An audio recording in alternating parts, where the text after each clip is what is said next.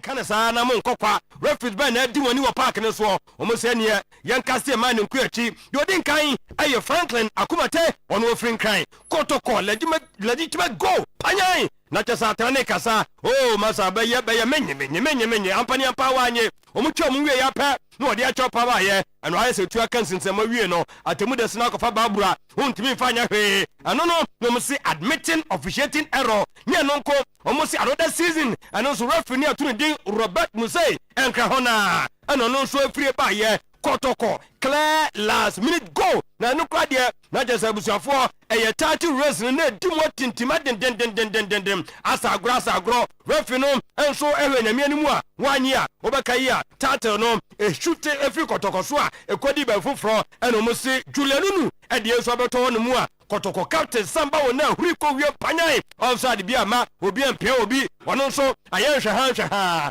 ti wanyina ka ho eno mo che se ampa sa pitch no so aye dance park no referee frinka na bedi omani a empanifo enyani emfanhwe sa de be ya pepe ye ebetumi atodwa na wonsam ne de omuso won great concern pa no wohwemu a na je se anya wonwa sa de we ekoso na wo referees manager je sa Alex Cote na de bia ne nsema wo ka no ekotia asante kotokwa sa referees foi sa de be ye omuso won nso kwa no wohwe ne de no de din kan eye predeterminative rather than investigative na je so no na sanisi a wo pre ne ho de ba wa bra no kwa no wonya hwehwemu omuso we no won concern no eko editia kotoko supporters a de bia no omuhu sanyema enkoyie ntono so kwa no wohia kokobo obo nsando boade a na je so mu ewie no omuso football no credibility no na kotu fairness no eba na fairness kono so no na no so kotu transparency e de aba na sa transparency no so no so kotu accountability e de aba wey ani hyemude enura global supporters of Asante Kotoko etumi nsantofo hia ya omode atu dwana ho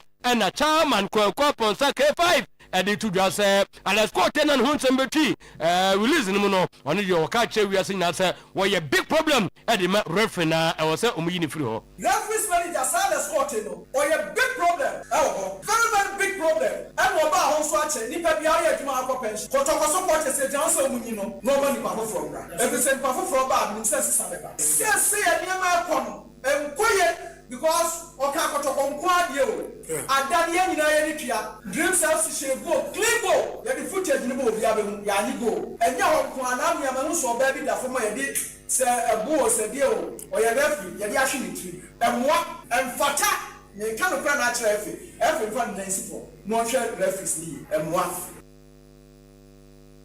yanko yanim na fei ano ane samua chairman kwa ponsa K5 adi atudwa ene yengra referees nso afia kakrai na fe referee Thomas Nunu ana di tudwa sa vision game no a wu se supporter bi edi no phone abaye va no referee no edi na dwenche kakra aba apasa game no obi afanechi na ye phone akotire officials Julian Rowe unsa dey see.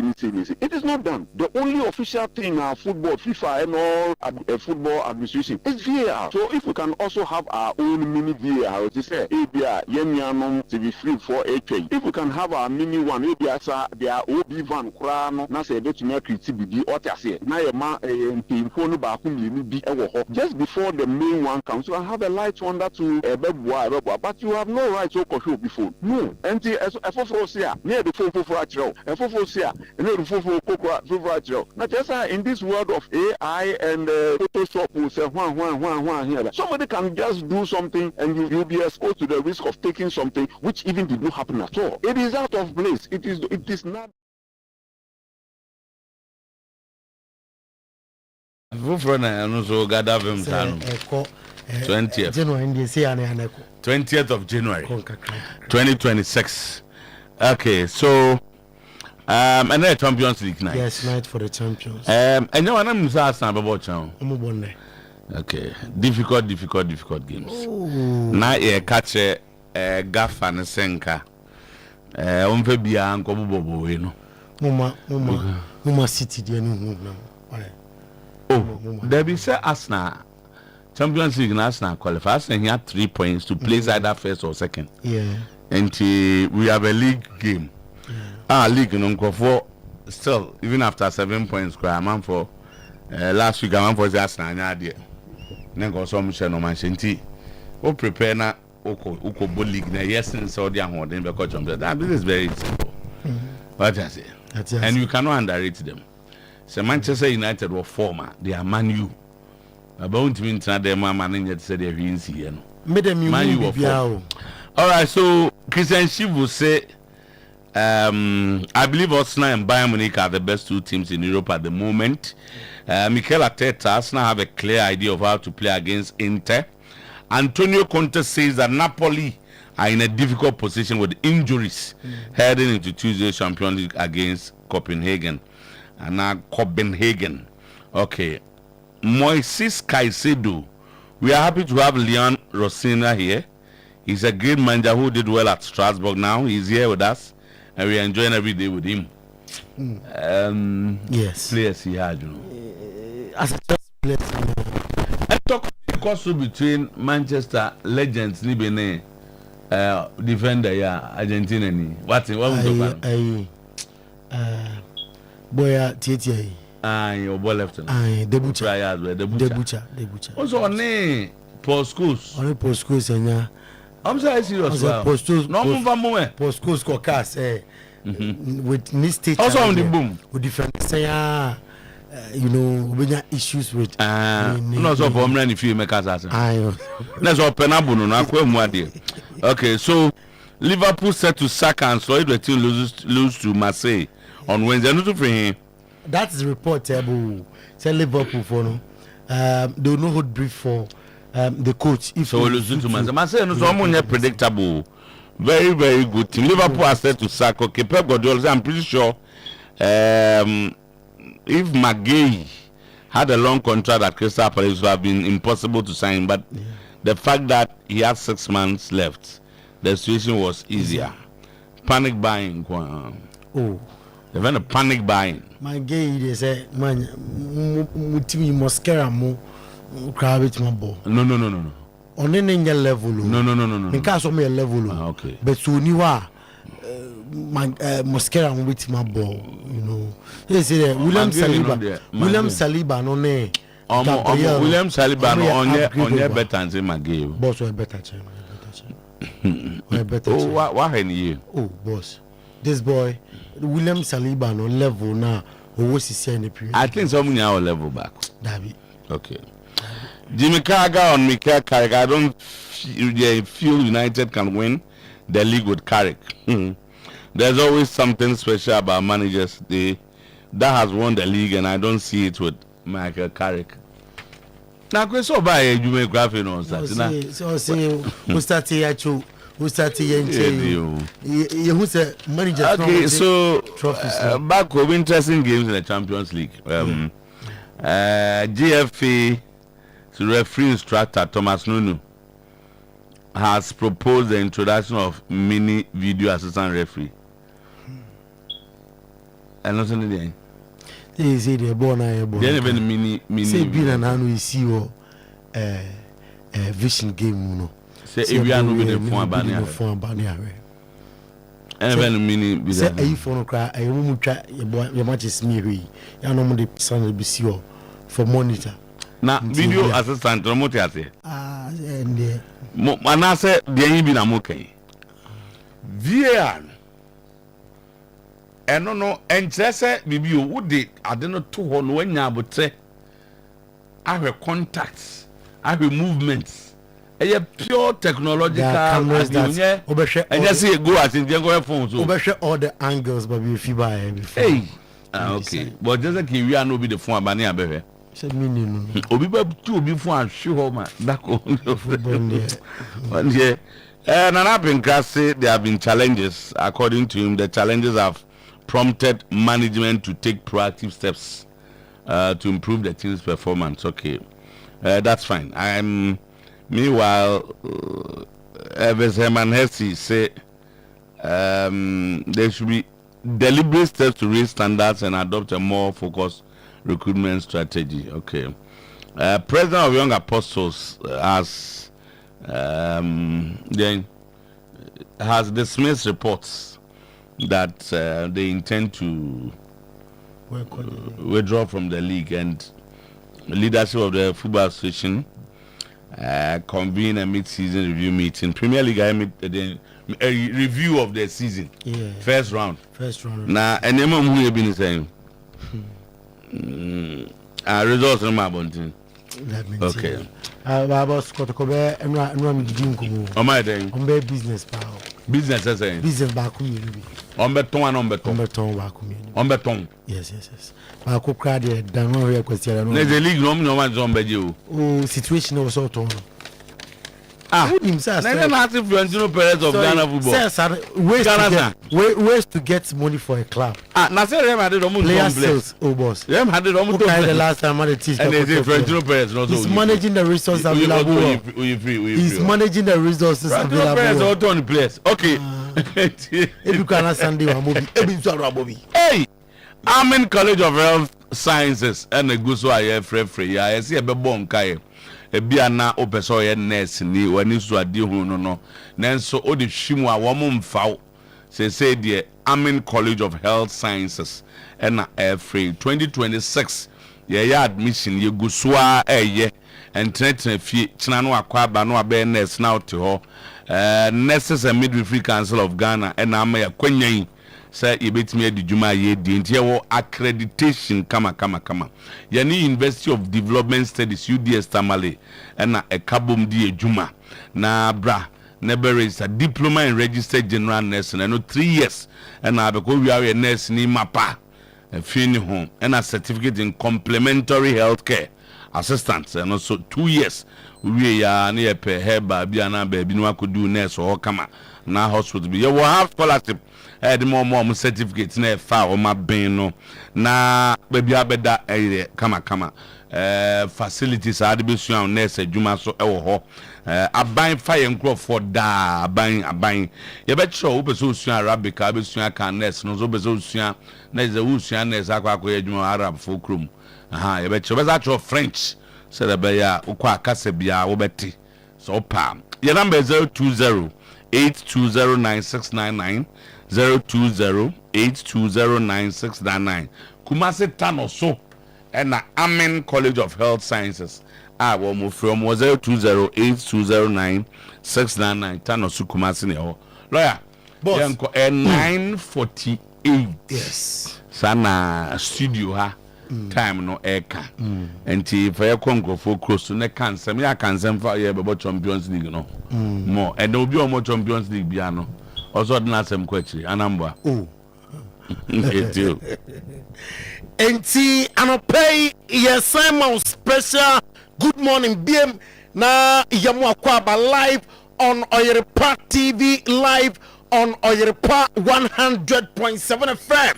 Emna Sanso anopay ye konko phone close in semwa edi adentete semwa ebum fumpa onko phone close no ye da honsem atonim ene anopay ensem na de doso de disefata se uhwe na utie ena yede esumwo ya no kai ase no so se show ne live e wo Facebook pages no so Oyerepa Radio ena fe Oyerepa TV Ghana Oyerepa Radio Oyerepa TV Ghana respectively show no edaho until the answer obe commenting na washeme ba boss player abeto no boase akinkan nyina ama said say ene said fata na mum kai on the broadwinds of high sense womo say omo AC no aye papa high sense AC ne de oto now the ball demo a eche eno no eye Asia entwe nyina mo kanea ne bebre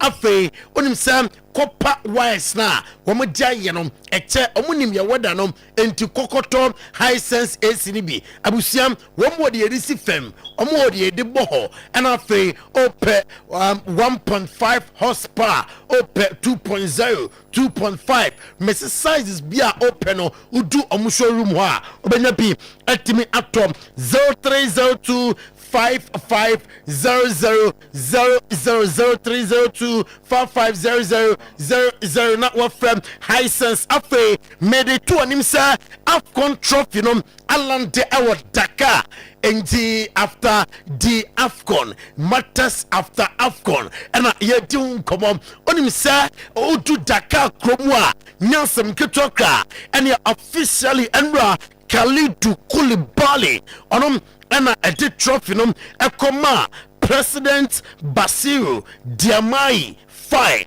and some pom and amo present at the head of state at the celebrations no at wasum our streets of Dakar. Yet a video number to so now I enjoy video them emra amusiam I want to trophy them ekoko do ye now for celebrations ekoso na yatwasum at the Kylian Mbappe. I mean fun to jam say I spend half of the night with Achraf Hakimi according to Kylian Mbappe or say Achraf Hakimi ayo bia no kranie masa trophy no wapate na idea esene papa na only jail phone so for some time and ni din komo bebe na o say Brahim Diaz so ebe du campa wo be be kasa football sa na city enya Brahim Diaz pe en se na nka penalty no abebom etimi ato akonem na Yaya Toure en o say enokra the Taranga Lions of Senegal and AFCON 2025 from Abusiam wometimi ade trophy there na mo siase abasobodi ebu owa whatever bomb and nay Super Eagles of Nigeria Eric Shell on it ne marantenom emotimbom akora ni ye papa David Moyes say no credium who talent pa from Africa join the AFCON and him course so our AFCON munum na ni eso na mom dianani anje at the final day no incident etimi esiye and yensma efi David Moyes asye etodam and ne anoplay UEFA Champions League abusiam night for the champions group stage on him star league first matches no ebetimi atoaso na detenie Karat Amati and a Club Brugge and a Airborne Bodo Glimt and then Manchester City FC Copenhagen and a Napoli at the Airboso Inter Airborne Arsenal Olympiacos and Leverkusen, Real Madrid and Monaco, Sporting CP and Paris Saint-Germain, Tottenham Spurs and Dortmund, Villarreal and Ajax and also Manchester City. I'm training and Onigusua, Ultra and play real bodies. Are your Sporting CP head coach or the Atugam set Ukraine always playing against Paris Saint-Germain will be a difficult game. Now, Ukraine omu team no omu ye lucky kakram sa omu ne best teams and adrom in Europe or say afi in Europe no Bayern Munich PSG and afi Arsenal back home ebetimi at the Champions League amano ayeye Gabriel Jesus Victor Gyökeres and I say Victor Gyökeres aye amazing player and yamapi and Victor Gyökeres at the man Arsenal bobo korum or say oh good relationship with Victor Gyökeres enti mama phone kase bia onenom pre one position enti nteme ho say ewo amontam beef bi ewo ho o se issue bia eni ho between amomienum na Professor Arsene Wenger eti atudwa se no kranie o kambo bia timate sa afiwe nkakra okay the Champions League UEFA competition yeboni na wia World Cup ewo ho football week na GDS teams afi ometim at the Champions League Paris Saint-Germain ka ho Arsenal ka ho Real Madrid so ka ho and Professor Arsene Wenger ne Diaba enom now Mikel Arteta at the atujose the boys no abe 100% ready and now woman Inter Milan at the airplane or say amo strategy amtibe rosa game no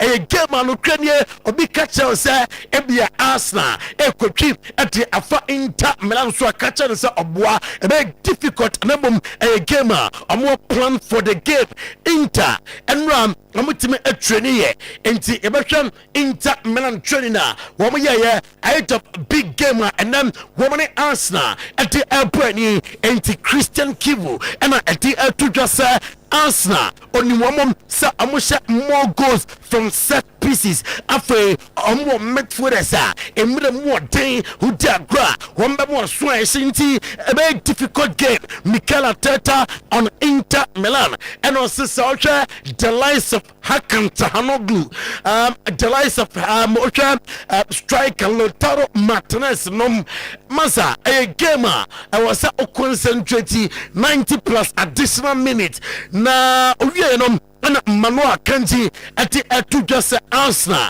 one of the best teams ever Europe. Na ononom se the objection and say team no a teamer winning a bar. I was Peja Motimbodum na or science studia say Inter Milan are ready for the game. Does it come much tougher in European football just now than facing this Arsenal team? And secondly, with the injuries that Manchester City have got just now, was there ever any chance that there was going to be a callback for you at any stage? Yeah, I think Arsenal is one of the best teams in Europe. For me, they're not the best team at the moment, but they're definitely up there. So it's going to be a big challenge tomorrow, but I'm confident that we're ready for it. And no, there was no chance that I'm ever going back to City. Enti na chance bia ni ho sa me Manola Kanji returning to Manchester City na super competitive team and your professor Mikel Arteta emra on Inter Milan ati kokoko ni or say a battle a very difficult. Well, a very similar context to last year. Obviously, where the two teams are at the moment is a bit different. A new manager as well, that I think has given them some other things in their identity and the way they play. But obviously, we know a super competitive team, a team that is dominating the league and a really tough game. Every game in the Champions League, when you have the opportunity to achieve something, you have to grab it. And tomorrow we're really going to have to earn it against a top side. We know that, and then that we prepare every game, obviously, to win it, and the urgency is going to be the same tomorrow. Well, they have some different players as well. Let's see, different coach for them as well. I think the task is going to be. Antonio Conte, a manager, Emma Napoli, or say our difficult situation. Mo, Ninginamo and some, a lot of injuries in the gamer, or Eddie Etienne. FC Copenhagen a very difficult. Nemom amuye focus. They will try to win the game. Marc-Andre ter Stegen. Nadia Sam on the Barcelona. Ever travel back here. Americana ha. Etose Girona. And no 18 Cobolonum is almost done. Manuel Neuer at the Atuja Luis Diaz. Yaka best wingers. And we are pa. Young Kamo Biante sa Okaho and watch him Thomas Frank sa Gideon Pa. I refer to Gideon Thomas person paying for our GD our honor Thomas Frank. Feeling the trust along the way. I've done that, said that every press meeting that there's backing and support. I had lunch with Nick and Vina and Johan today, so all good. We had a good conversation about life and football, future of the club, normal like you do. Also, there's a little bit, how we say, stormy weather out. I just think it's an extremely good sign, because normally people are running away. Abeloa Adabo the first Champions League game afi as a manager for Madrid. Now Mr. Kylian Mbappe, a former player AS Monaco, and a press conference. Now Okansempi ahead of the game, Kylian Mbappe. I would like our thoughts and prayers to be with the families of the victims, every father, mother, brother and sister who has lost a family member. We are thinking of them, and we don't want to forget that there are things far more important than football. Monaco is a team that may not be in their best moment right now, but they are a side that always knows how to compete in Europe and perform at a high level. So in the end, I think we have to play with aggression from the very start, go after them and show that tomorrow is our day. We want to win to get closer to the top 8 so we can qualify directly and avoid having to play 2 extra playoff matches. It's an important game against a demanding opponent, but we're... I know you're Kylian Mbappe was saying in himself, Monaco match some of late and Koye. No omunim kwaya faso a compete Europe. Almost starting game no referee bar bay near Shasia. I was at Madrid a go after AS Monaco. Now for amutim erenem and no Kylian Mbappe Loten. Menya kakra I was Spain. Lee can in the meeting yes Atletico di Madrid aye dwombe bia some before say amra emaya dwuma ema team no ansumanin 40 or say Lamine Yamal aye akoda de onyine ye namom was show enti achewia singina se level na Lionel Messi nom Cristiano Ronaldo nom etu ye nom ono so nam kwan no so Real Madrid abusuam on be address the center back situation on summer a man for say winter Madrid beto asimasi Nico Slotterbeck any ajade may confirm authoritatively I'm going to pay say Madrid summer on better 3 center backs now for according to report from the potential organizer of midfield Ababam now for be jumam at the team no I'm say bring on Monaco and the Enra Avaro Aboloa and the man to the trainee Vadebe Swam Yabasha trainer woman team aye na Nico pass what the team come bebre me confirm ama say said ye Madrid anya sijina se June Nico pass ababam abaya jumam ama Madrid team nom Moises Caicedo me feno de bulldozer in the midfield or the two jam se team na niaje se amwo Liam Rosina se oye manager ema club nom oye great manager ajuma oye our Strasbourg any other teams no eche se or the team nom ebeko bose asasere so na oko Joe Fernandez anasia ya oye Barcelona koda na no mbeka che se Paris Saint-Germain etinkuriti and Joe Fernandez ya say mpenifo se da bio se mo penwa muntua 10 million euros and yet 6 million euros bia and yebajian and your reporter e ka mensano pay Fermin Lopez or say we committed sir obetinam FC Barcelona on Kobe bia and what team Alex Ramiro diamete echemsa Barcelona etinkobo se amansam abekano from Sociedad goalkeeper nom Barca Epeno Marc-Andre ter Stegen ebeko Sesini ebeko Enyaki Penya woman nyina ebe movie summer it was amotobi ebe shem England nom okop Thierry Henry na so ya o say oye happy say awom Mikel Arteta na oye manager Emma Arsenal Mikel Arteta ewo lot edimam Arsenal bobokorom abaka say Mikel Arteta aye tuma so pa edi ama Arsenal budget trophies afi edi ama club no na katati Brooklyn Beckham David Beckham ne bano no na David Beckham baisa ono ne papa omun kasa woni ne papa ne ma me omun ni bibia a na Brooklyn adana wo ye say o say me twem pra me papa interfere wo mpana no on pesa metwe sa mpana no na saade na papa ne ye kranti men kasa me papa ho ene de afiwom etodwa anopay Victor Gyökeres nso latest ne ye de teacher Victor sa sacrifice no ye yo ne girlfriend na on no wom Portugal mamu hono oba no say on pesa baba England ne ni samba wo chi enti o decide yes break up ababam de abecha say Victor Gyökeres anya new girlfriend ono de obesi e USA watiase say obefi United States of America and na betram e England ya de honsam to anim anopay Manchester United Tottenham Spurs nyina Yan Diamande of RB Leipzig uhuno e AFCON amna no si akan ama the Ivorian national team ya say omu director omu pen Olympic drama say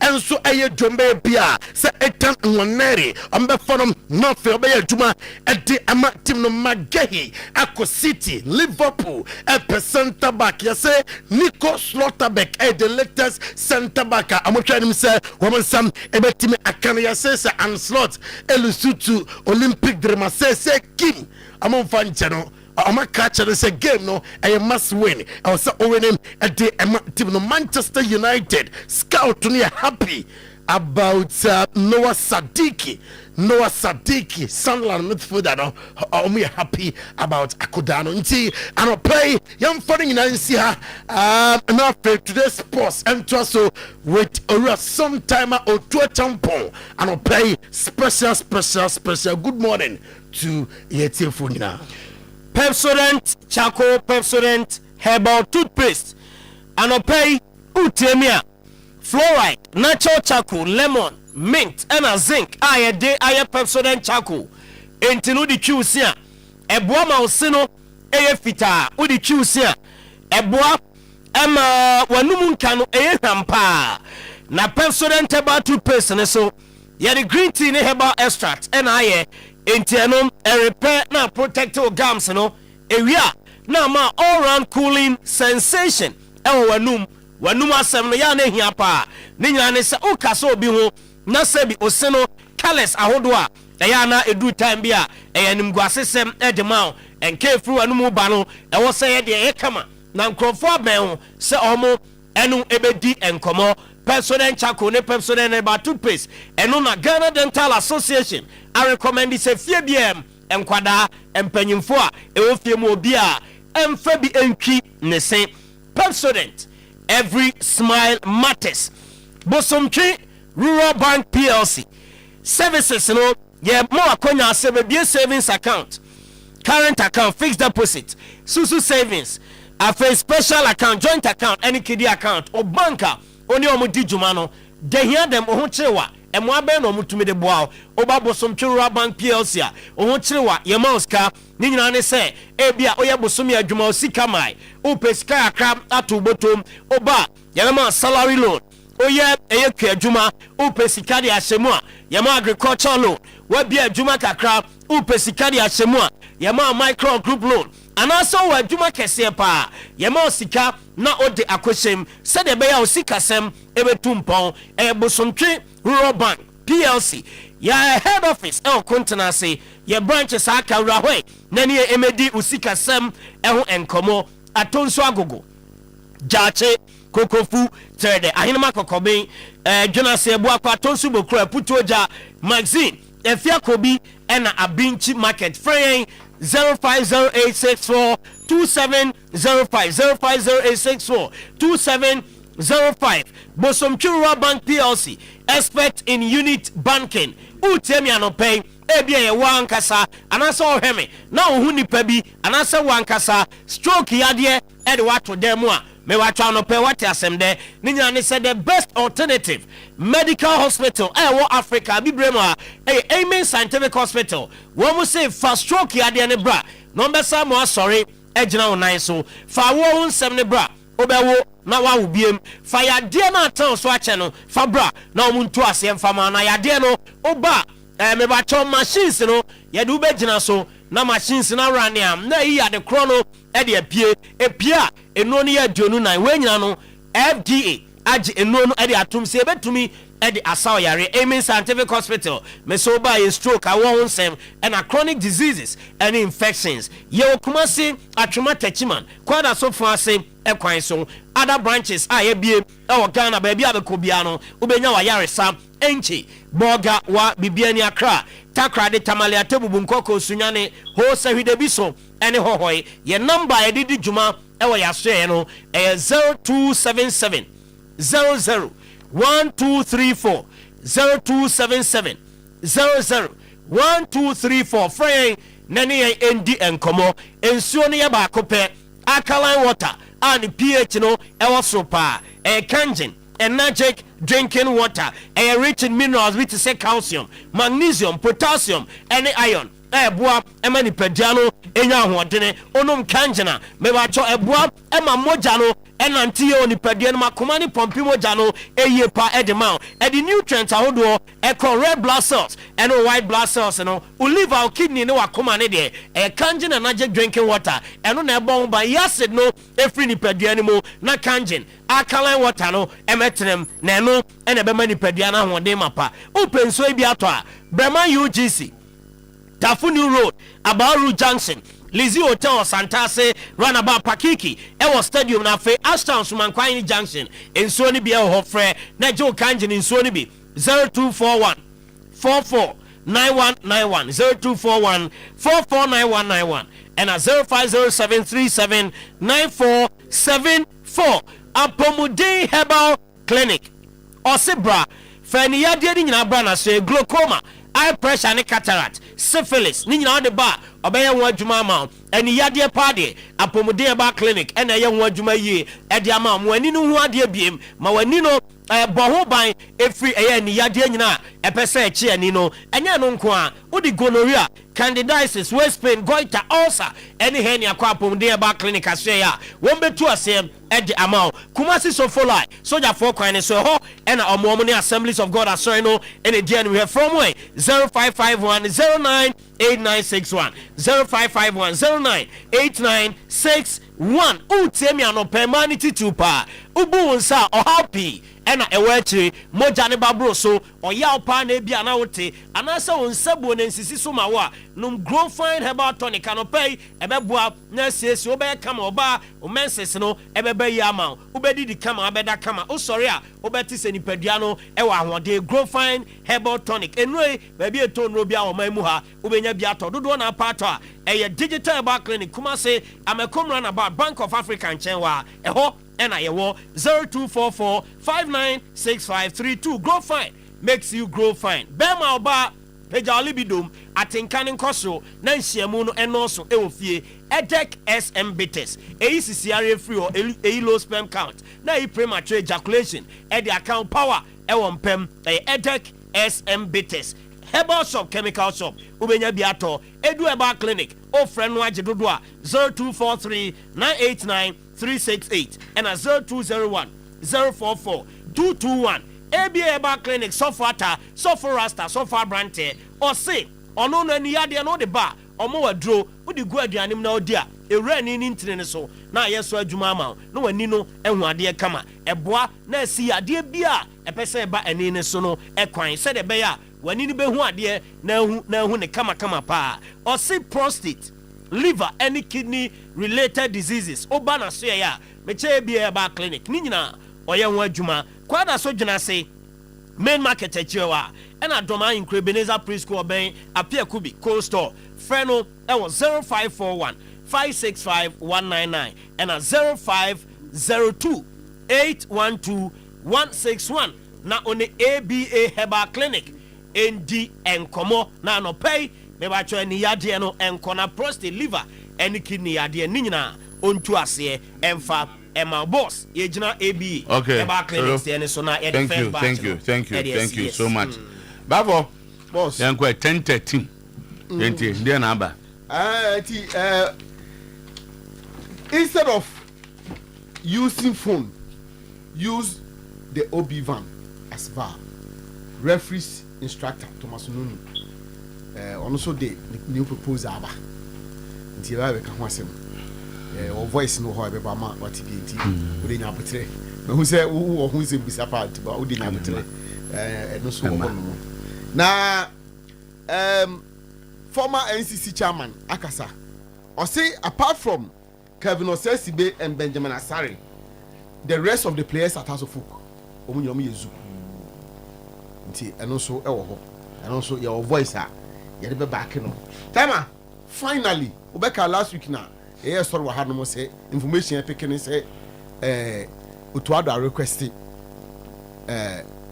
more stronger hands to help him at the World Cup. Henry Asante has confirmed it. Say Otuo-Acheampong catch on some pay and say mudu make the Franco World Cup. And also and of course Nana Pinkra has spoken. Ose Kotoko I report to referees at the Amaefi. And also who say more. Okay, so back to the Otuo-Acheampong. So I say more than saying. Are they your words? Also, we are requesting for what? Say the bear. We are requesting for them. We are requesting for a more technical hands to assist him.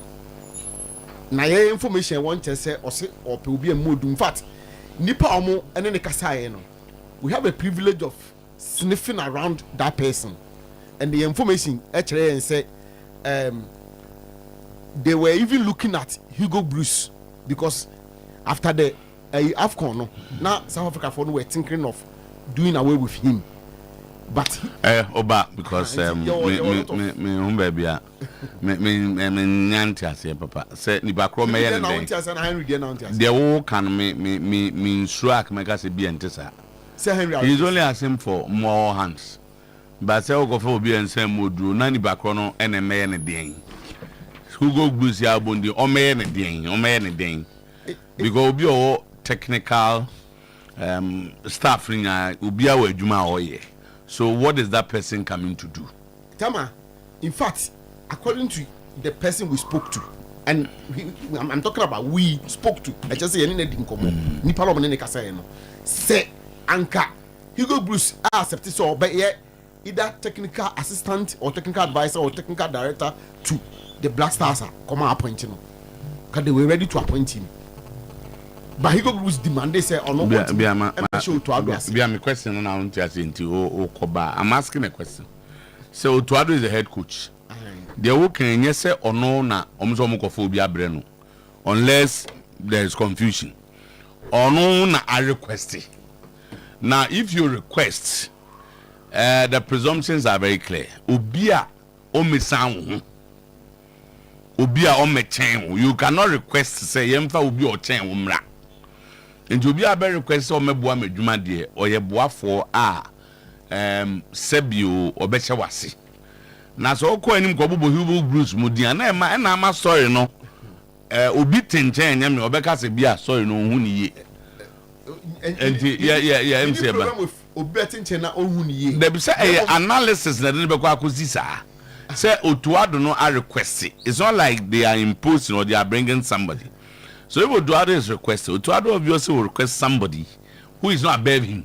Edi abobo is omo nyina wono so.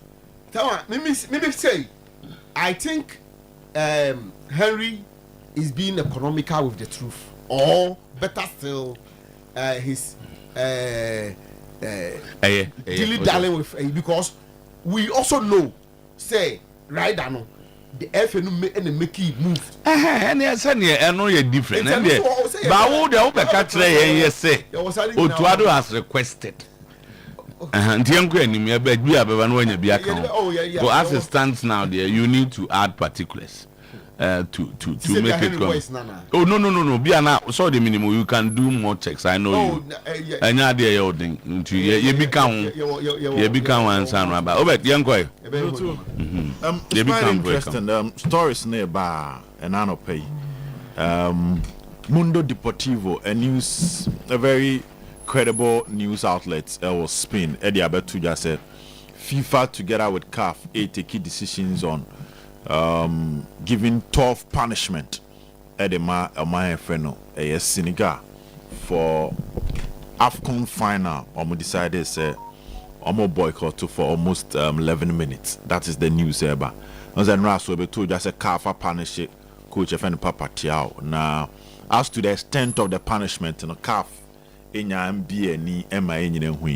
but news say a bigger punishment because according to sources within FIFA non CAF no one say man for punishment be and scare other clubs and nations because now their discussion is they are even looking at clubs so man for who be ambashenko for more that will be the new way people express their grievances or displeasure towards air match officials in matches. Jom say sa kwan no na be ba bontinti. Punishment neba now is being rumored say ebi betimi aye players na wo match nim no. Ebi betimi nya at least 6 match ban. FIFA and CAF organized competitions. And what that means is that therefore these players stand a chance of missing the World Cup. And here to the individual players. Secondly, they are also looking at a year on my Senegal na Kasano. They might even go to the extent of disqualifying them from the World Cup. And coach in them too. Why had the ban 1 year against the coach, and that is the story that is coming in from Spain, and it's quite interesting. Kakra. Now, story number 2, Jana, a journalist from L'Equipe, very close to the Senegalese campus, so they about to just say the Senegalese government are ready to fight FIFA on this particular issue. Omo nyomadwen say omo bejire mu afa ne say omo players ne omo coach na enya. Looking at the discussion omo so ne say they will also come in to the extent that omo just say Senegal exercise your right because born you say ufiri mu 15 minutes any disqualify omo ufiri mu 15 minutes no. So they are also seeing say they are right that they exercise against corruption and then also call. So this is also a boiling matter for some time to come. It will be all over and the discussion will come in. The extent of punishment. Now, others who are raising issues on Morocco as a nation in terms of hosting the tournament. So to a year, how their ball boys and even match officials perimeter were trying to frustrate the goalkeepers of the various opponents, Nigeria and Senegal, in terms of Omotawa, recognized by the game. Some of the people amongst them when they feel that their hands are wet. So others are also calling say, and there should be some sort of punishment. Yes, Morocco as a country in terms of hosting a tournament. Say, amount for being access to the inner perimeter, which is against security protocols. In some they are starting by moving forward. So too, the greatest lesson from this whole issue has to do with the 3 C's when taking a decision: your chance, your choice, and your consequence. Senegal had a chance. So after the penalty was awarded, what would they do? They decided to make a choice, and the choice was to stage a protest. Now, so to choice way, the consequences, it comes in 2 ways. Psychologically, I still have a feeling say, at the end of Senegalese for the year, it shifted the momentum of the game. See, a near 90+3. Namenya penalty, the energy and the stadium, the protest from the Senegalese team, it drop the energy, and leading to some sort of uncertainty around the game, because it wouldn't have been a beautiful ending if you had the trophy in Morocco just because Senegal won Bobim. It would have raised a lot of questions, and the beauty of the game would have been affect Morocco for the negative effect is the punishment ever. But also I'm force you, let's stand by Senegal, but no to the beauty of the tournament was affected by that decision. And found the beauty was affected. And then so on with some of the newspapers, I think ESPN and Pratro said, Morocco 4% host to World Cup. And almost trust a country a struggle to host AFCON with this mentality, how chaotic it was. FIFA should not consider any of the bids from Morocco in terms of hosting a World Cup. So it's being used against Africa. And we told there was a competition where Europeans, any little mistake they try to polish it black. In society we see a good competition anymore say in so they should enjoy the positive ones, which is psychologically defeating the Moroccans after the protest, and enjoy and accept the banner but pushing them out of the World Cup. I think that one will be too extreme. FIFA. But moving on, UEFA Champions League no ene. Na interesting matches. Real Madrid, Monaco, Bodo Glimt, Manchester City, and the big game is Inter Milan and the club friend Arsenal. Now, say, born my Champions League, the current year standing now. What you realize that Arsenal is unbeaten and they are on top, and this is something a massive for Arsenal. Though last year Liverpool had the lack of the draw, because after topping the Champions League group stage, to Omukoshia PSG, which was not expected, and the PSG team, unfortunately for Liverpool, next had time now and the PSG team no must start picking, and the story was different. But this year, you're going to give a lot of credit to Arteta and his Arsenal setup. They've been solid. Game of boy against Bayern Munich was enough for everybody our doubts around this particular Arsenal team to change your script. We can remove border against Nottingham, and most of people are calling say Arteta should start giving Eze more playing time, because I think the last 1,000 minutes available for Arsenal about 343 minutes. They say and do even half of the last 1,000 minutes available for Arsenal. So people have started making calls. So I check Inter Milan this season now. Omoni AC Milan Shebra Sakakra. AC is doing very well against the big clubs, but AC is struggling to pick points against teams. If you've monitored at the point now, AC are considered close to 12 goals from the last 7 teams. League now say once they've considered 2 goals from the top 7. So Max Allegri's AC Milan, when they meet the big teams, they play a system that neutralizes them. But that is a destiny swap when you go to Inter Milan. Inter Milan is doing well against the teams that are weaker, but they are struggling against big sides. In South Czech this season, Inter Napoli, Inter AC, Inter Juventus, Inter Atletico Madrid. All these matches are difficult for Inter Milan, with the exception of AS Roma and Inter Milan. Apart from that, all the other big teams are Inter Milan. They struggle, and the point is, Inter Milan struggle to go toe to toe with teams are taking the game to Inter Milan that have a difficult defensive setup for you to break. Inter Milan break. And I know idea back one and man some sort of confidence for Arsenal moving on to this particular game. Mr. Otuo, Arsenal has a different mentality. I keep saying it. That Arsenal team na afiwe no sonko. Mentally, they've matured. You don't see those childish play from Arsenal. You don't see those silly mistakes from Arsenal. Matches are in the past. When Arsenal be losing this season, they either get you a draw or they'll get you a slim win. But Arsenal will survive in Italy. Arsenal is not losing this game. Arsenal will come home and still remain undefeated. Or the UEFA Champions League games are able. Now Madrid against Monaco. But the Madrid players have a lot to prove to the Madrid fans. And all per one slot or competitioner or a Madrid player say chita for bufua which made such a UEFA Champions League. They feel that they own the competition from the year 2000 ever. And see, I don't say I normally may type pay 2000 because I am going force you to the end of the neighbor Jimimre. Do the infant 2000 Obi Ashen team Madrid is still the best when it comes to the Champions League. In fact, Madrid were more Champions League titles from the year 2000 to this year than even an entire league. Bundesliga teams Champions League Omaje from 2000 by Madrid the also charm. Italian teams talk about Juventus, AC Milan, Inter Milan, all these three giants.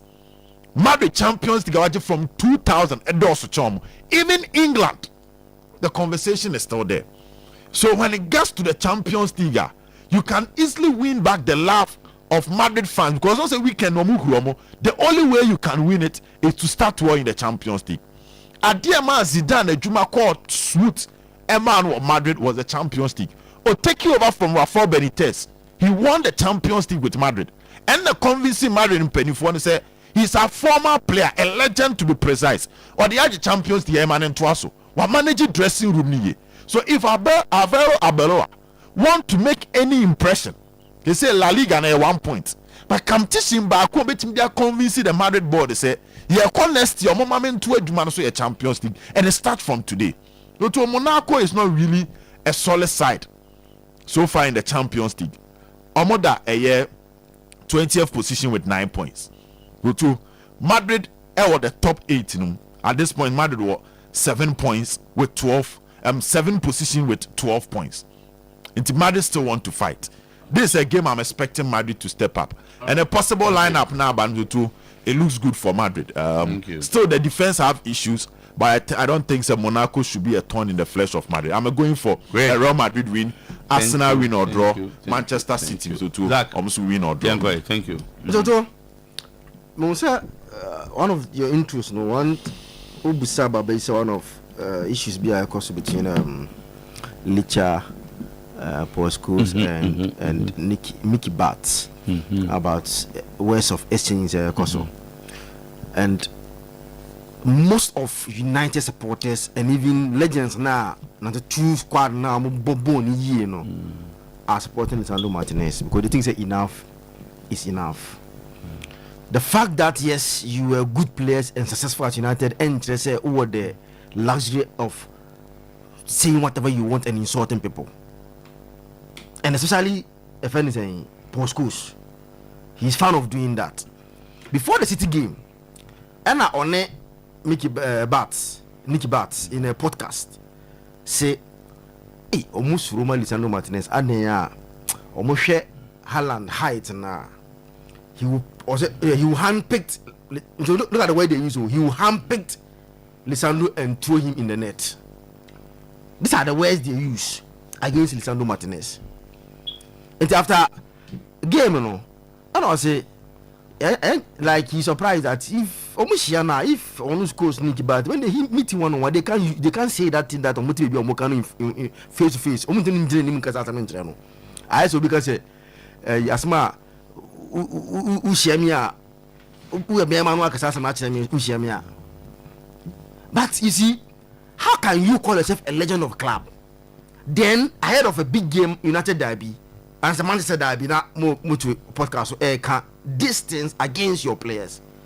Consistently, they do this thing, and their complaints inside United, they are not happy with some of the things that they see.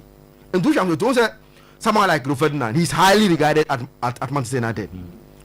Almost time inviting him and interviews with Owen Hargreaves.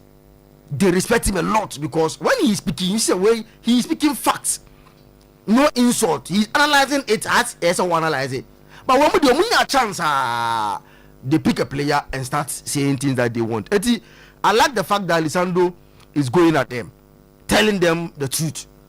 The fact that Mbobona trophy say interested, maybe Moon post abona Nicky Batten Bono said an exceptional player. You were only lucky to have good guys around you until now you're a squad member as a Uber team Bobby. But you're not exceptional for Nicky Bat. We are say. And just a Unya Nicky Bat and the United team both Mabo. And the overcast has squad who are dear over here. Too. What wine? Nicky Bat.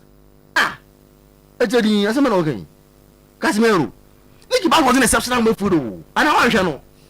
Sir, squad no the two squad now mo boy abegin ntina no onye key member of that team who say bia what dey no ndin ho e that team so to na meboa so to dey o dey masem wa o dey wa hwe ball a chepa masem yakoka bi atre o mama ndu dey wa mo monko go asama o so you are a footballer. When people criticize you, you don't go responding or retaliating. This fight Lisandro will lose one day. In terms one wants to so. Focus, concentrate, and play football. Omo yo maduma. And no market side will say, "Opa, mama me feel maker." When you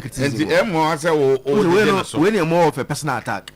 I listen to expressions no means when he say they will throw you into the net. On gas of Baba Yerewa to what? Omukrum Kasano. They were just comparing the height. 5 feet something, Haaland close to 6 something. No, so they need to know what channel. And you can say Muria. Now can be true or more. Okay, they didn't say young Casamiambo.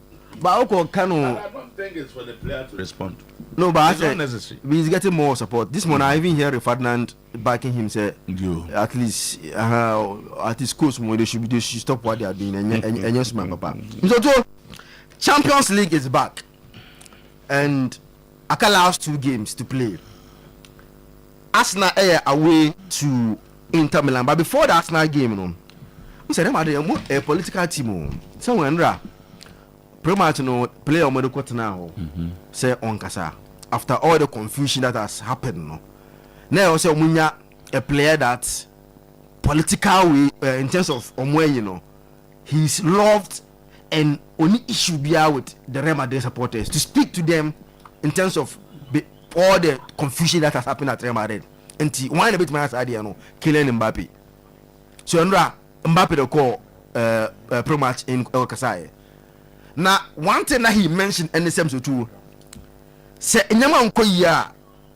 they should boo all the players, but he thinks single out players to boo them and more unity and more mati in Yaman Konkai or football club. And on the office when things are not going on well, they should boo all the players. But you see, one thing Mbappe is forgetting is when about the booing is about a perceived rebels. Be even though I know say Mbappe's piece and they will listen because he's a big figure and a player that they love very much. And you know, he speaks on because I tone it down in terms of if there is a still because on my planet still and Monaco they will continue with their booing no. And I don't know whether after Mbappe speaking Omejai and also Munjai, but I think it was a good decision to let a friend say Mbappe go speak to the supporters and they will calm the nerves ahead of a game against Monaco. Monaco are not playing very well, so you expect Real Madrid to win this game comfortable or Banaba. So Obed was talking about Inter Milan struggling against big teams. Simple Obed. They have one of the weakest midfield in terms of controlling games. Compare other big teams in now. Their midfield is one of the weak in terms of controlling games.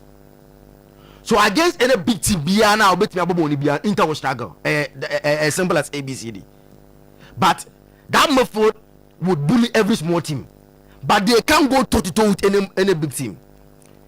So today, they are likely to start Barella, Zielinski, and Mkhitaryan.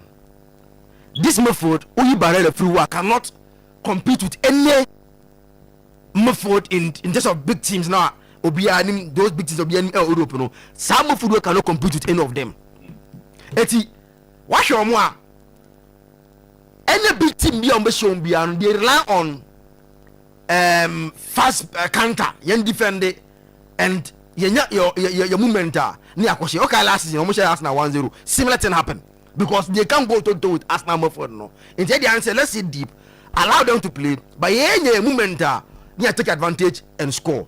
And the side we see a game against Arsenal. Arsenal have more of the ball and Inter want to defend. So Metisena win to we are concerned about the team that Arsenal will use over there because of the weekend game. No? But let me read this. Arteta also feels they have to keep momentum because ahead of a big game, you can't afford to bring confidence down. Especially Inter Milan, if you changes baby, the confidence down. It affects team in the mind. You go strong, even though Martin say Jesus may start ahead of Jokeres. One of the changes that all year to keep Jokeres still fresh, but Saka will still play and defenders now will play outside game. No, so because Inter Milan play with Arsenal, no. Jibi Mendy, Declan Rice, Odegaard.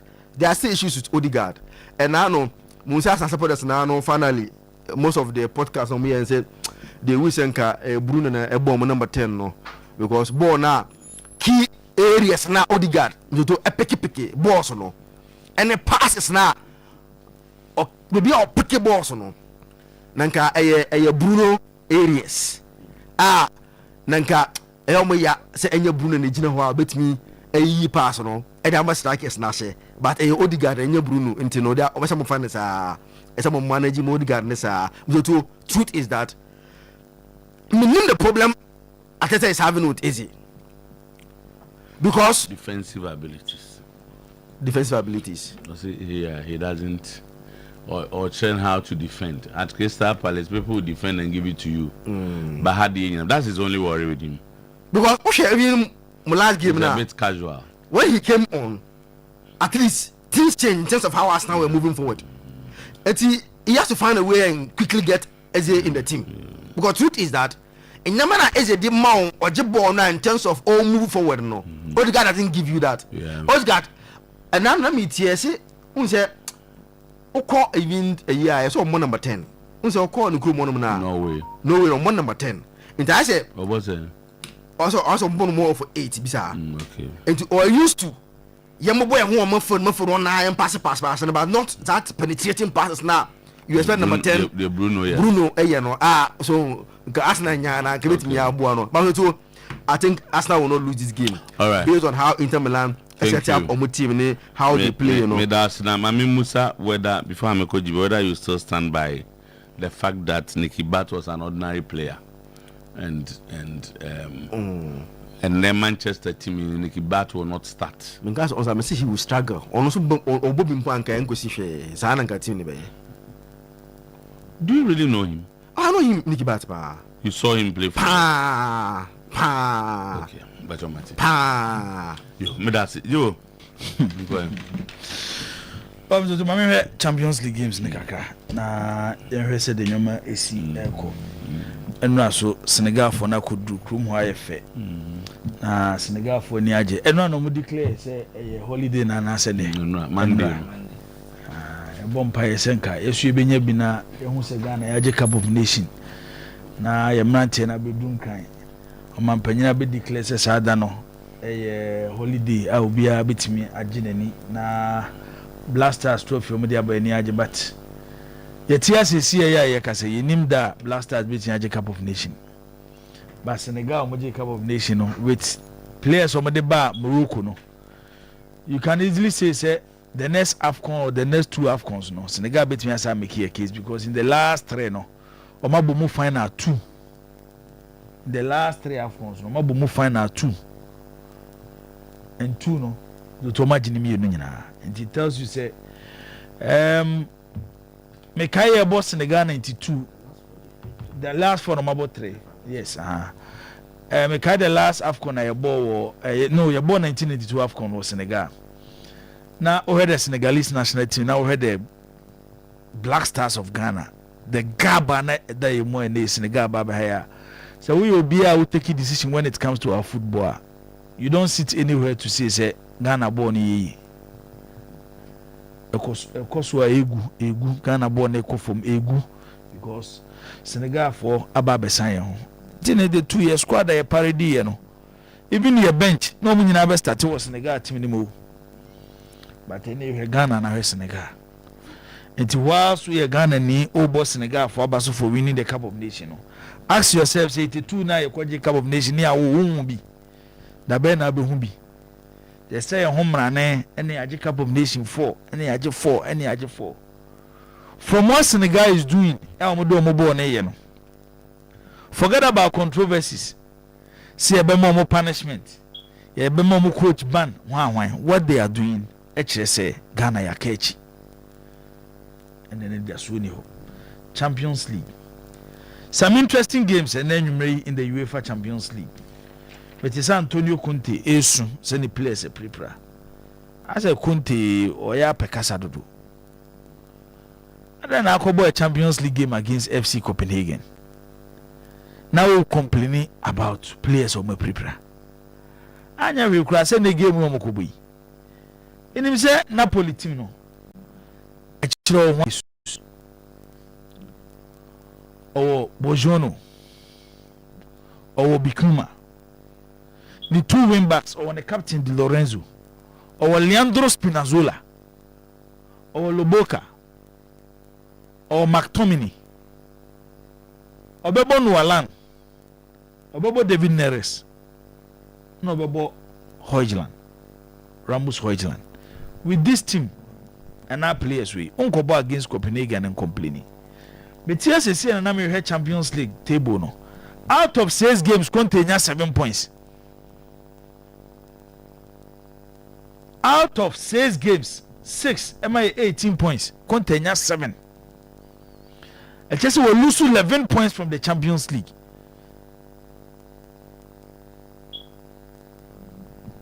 Antonio Conte. There be a say Italian coaches are minimum winning Serie A no. And no record new Europe. Italian coaches na no mu dominate Serie A. Giovanni Trapattoni, Arrigo Sacchi, Fabio Capello, Marcello Lippi, Antonio Conte, Carlo Ancelotti, Mas Allegri.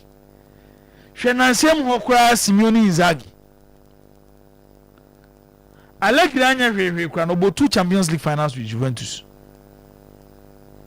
Simeone Inzaghi about 2 Champions League finals with Inter Milan. Capello di 94. Abraham Milan Eshe Barcelona 4. Marcello Lippi age 1996 with Juventus. Juventus share Ajax in the final. Arrigo Sacchi age 2 times with AC Milan. And then when Juventus edged the Champions League in 1986 against Hamburg, that's a Trapattoni in a bench. And coaches here, me bo mudi nyina ye coaches o mu dominate Serie A. Conte in his history as a coach about only one European final, and that was the Europa League with Inter Milan against Sevilla. Kasane ya doso. So we establish in a top league like Serie A, you have to make a case when it comes to European football. And when your opportunity to do it by name of fail because wakochi Juventus, wakochi Chelsea. Yes, Tottenham might not be a top level European club, but Pochettino the Tottenham could be European final. Nti kasa na ya doso kasa no ya say any time of a European game be no wasamka against Copenhagen he has to make a case and qualify. Omunyina was 7 points we that 23 we that 24. So the last team of qualifying should be team of that 24th position. But a defeat against Copenhagen it put Napoli chance of qualifying to the next stage of the Champions League in danger, which is not good for Antonio Conte based on the caliber as a coach. It is also as a Conte making a case and then in the game against Copenhagen possible 1-1 ewo sa game ebekoso ewo Denmark. Monaco bebo against Real Madrid. Now Monaco for a one-sider. It's difficult to predict them this season. Omonye good in the League 1, omo the 9th. But in the Champions League, Real Madrid omo more born and Real Madrid have only 3 points more than Monaco. Monaco have 9 points, Real Madrid have 12 points. And Monaco mienu home, a Monaco sider in the French league they are not performing. A Monaco sider in the Champions League. So what should the omo no French league ni mudia obaka say Champions League ni omo yade.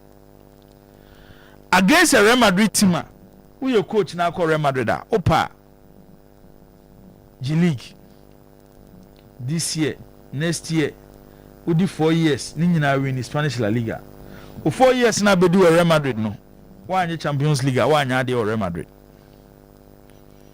And found La Liga 4 now. Why you know? Real Madrid is a club. Every single season, supporters' expectation is to win the Champions League.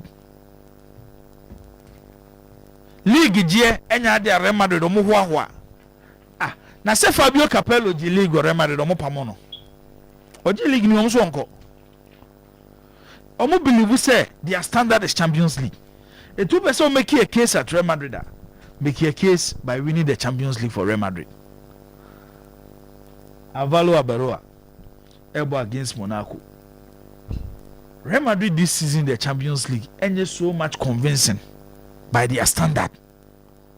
But Makase stage where you be the top group no and on the Champions League. Your Champions League now ebebo when e do knockout stage now because season no there be a chemumiansa start of the season. After you be do December, January, February. A free match ho kono. Obu ha bo say early season wanya there or start to pick up kakra middle of the season then the last part of the season no pick up. And one time I had Real Madrid, I had no more against Monaco. Monaco cry a strong side this season. But there is one thing about Monaco. Anytime a Monaco be not opportunity to play in the Champions League, since I'm in Monaco, and yet they are more come be JBB. A day no more Monaco at one point will produce a superstar. Thierry Henry, and he no free Monaco. David Trezeguet, he no free Monaco. 1998, almost semi-final against Juventus. Not the Omode Mary no. Omo na Juventus koto omo. Yeah, we do crano. And say who Kylian Mbappe. Omo semi-final against Juventus and Juventus see you from that season. He was the star of the Champions League at age 17. And then for Monaco team now, there is another player coming up. Clubs in Europe, anyone know? Akluchi. Obo as a traditional number 10. If you go to Monaco, there is one thing in Monaco they be on football. And Akwa home of producing players with potential and a big clubs have form. And young one said this player. Platform ni be obey here to exhibit his talent. I mean we are seeing game on Bebo against Real Madrid. Inti Akluchi ebeye one player after the game no me sure say football fans on behind best attack and one sem. My member Real Madrid 2-1 ewo ESA game na be koso no. Bodo Glimt ene Manchester City. Guardiola so Man City supporters ne bo ofu kakra. Omo so kire ne ho. Enyo me bo ho yeso ye ne simple no akoye ne chinchin. the entino mukasa almost money Manchester United no and I Guardiola ball Rodri and Obo Foden and Obo Bernardo Silva. City for supporters as some can say Obo Foden now Bob Bernardo Silva ball Rodri I'll be exposing Rodri because the only traditional midfielder among these three is Rodri. And you need Rodri to defend block spaces. Dangerous passes a good defense no best man. At the same time, on the best to build up. Another question on say, "Omon TSS our game no. Manchester City most informed player. Time and nobody ko game was Ryan Cherki. Aden or drop no. Aden as our game we ko game be say ya. We drop be say Tijani Reinders. They have started questioning Pep Guardiola. How will City team up? There be a case in show at a point, and they are based on the standard that Pep Guardiola set for Manchester City. So when team meet this standard now, supporters will start asking questions. Best start here, Busebus and Sem, Ebi and Master T. Bodo game there because of the artificial pitch. It's always difficult to play against them. It's a gamer, Mizoto, and Yamanga say Bodo will score, City will score. Sporting CP any Paris Saint-Germain and also my member Paris Saint-Germain double chance over that game. Tottenham was playing their last 4 games in Lusu against Borussia Dortmund. And on chain in their last 23 European games home Tottenham was playing in Lusu here. More problems near day. A lot of their players Ebra, Betancourt, Kudus, Richarlison, Zao Palinha, Mickey van der Ven, Madison, Bissouma, Kulusevski. Omunyina out of this game. Into Tottenham and Semogo Kakra. When it comes to direct play, Borussia Dortmund is one of the best sides in Europe. One thing about the current Tottenham team under Thomas Frank, they say, Osho mo first goer, Ibu Mabem. Nansing. It's finding a way to score first against Tottenham. Team see you. And then one club away you recently West Ham and win a good season. Tottenham Hotspur. But because of their good record and Dortmund's good record in England, in their last 8 games, English soil, Molusumu 7, I draw 1. Until a good ground for Borussia Dortmund. My member 2-1 victory for club friends Tottenham Hotspur. My last pick Inter Milan and Arsenal game. Inter when it comes to structure, team structure. A quite fast team, yes, team there. And yet individual players and the how team no more than was by the structure and the main individual players na selling. The best in Europe is Inter Milan. It's when it comes to structural discipline, Inter is the best side in Europe. Who do you see in China? Omoye team, they don't believe in possession. In the Syria they can do it, but in Europe, Inter strength anyhow omu possessible, but Inter strength how omu close spaces. Emma na yet den, Emma also be penetrate through Inter omu team no. And a game no omu against Arsenal no. These are areas ukoshe game na so omu ni eko. 1. How compact Inter team ne. And on say Inter ye team it's difficult so be create a lot of chances against them. It's in a game near Kobono. And now there are 2 teams in the game near Kobono. Chances be bebem. Because infrastructure no, how they set up defensively. In midfield, Inter call for game control. Inter midfield so move close to spaces. Inter strength when no more attack and no more midfield. Inter strength when they attacking is their wing backs. I want to Inter who dingy so more attack wa. It will no more ba. Ubo se Frediko di Marco di Mrika kiki. I can game here boy don't freeze one cabe huno. But only one Enrique Nebebo. It they try as much as possible to close spaces in the midfield through a defensive structure. And then without Hakan Chanol, Ombebo Zielinski, said Zakito Kohayano, Mkhitaryan, and Nicolo Barella. They will not go for game control because how are Arsenal midfield train rotating? No? Arsenal gamer, Zubimendi, Odegaard, Declan Rice. Both Yebo game now, no. Zubimendi team shifted, acquire advanced midfielder. Now Declan Rice have occupying the position. People talk about Odegaard. Say Odegaard made a lot of assists. But they back Odegaard did ma. As a different from Bruno Fernandes and say Odegaard bet me a control game. Bruno Fernandes into me control game. Bruno Fernandes bet me a assist. Odegaard to me my assist. Two different players. It's Arsenal a possessive side. Arsenal doesn't need Bruno Fernandes to succeed based on the structure of the team. But Arsenal need Odegaard because they want to control games. One area about where say so the high line of Arsenal and the transitional play of Inter Milan. Baby Arsenal brepa ne say Arsenal possess one of the ball neighbor now what you born from Sema. The structure of the team because of Omoko high line ya no more break a to defend against you. Inter so strength yes or more defending against you. No more in a transition moving the ball from especially defensive phase to attacking phase. And one player more rely on no. I want to see Marcus Thuram and the whole that play of Lautaro Martinez. It's near wow Arsenal ni Inter Milan game no. Arsenal team they believe in ball control. Inter Milan team omo believe we say so almost structure omo team ni no mo defend here.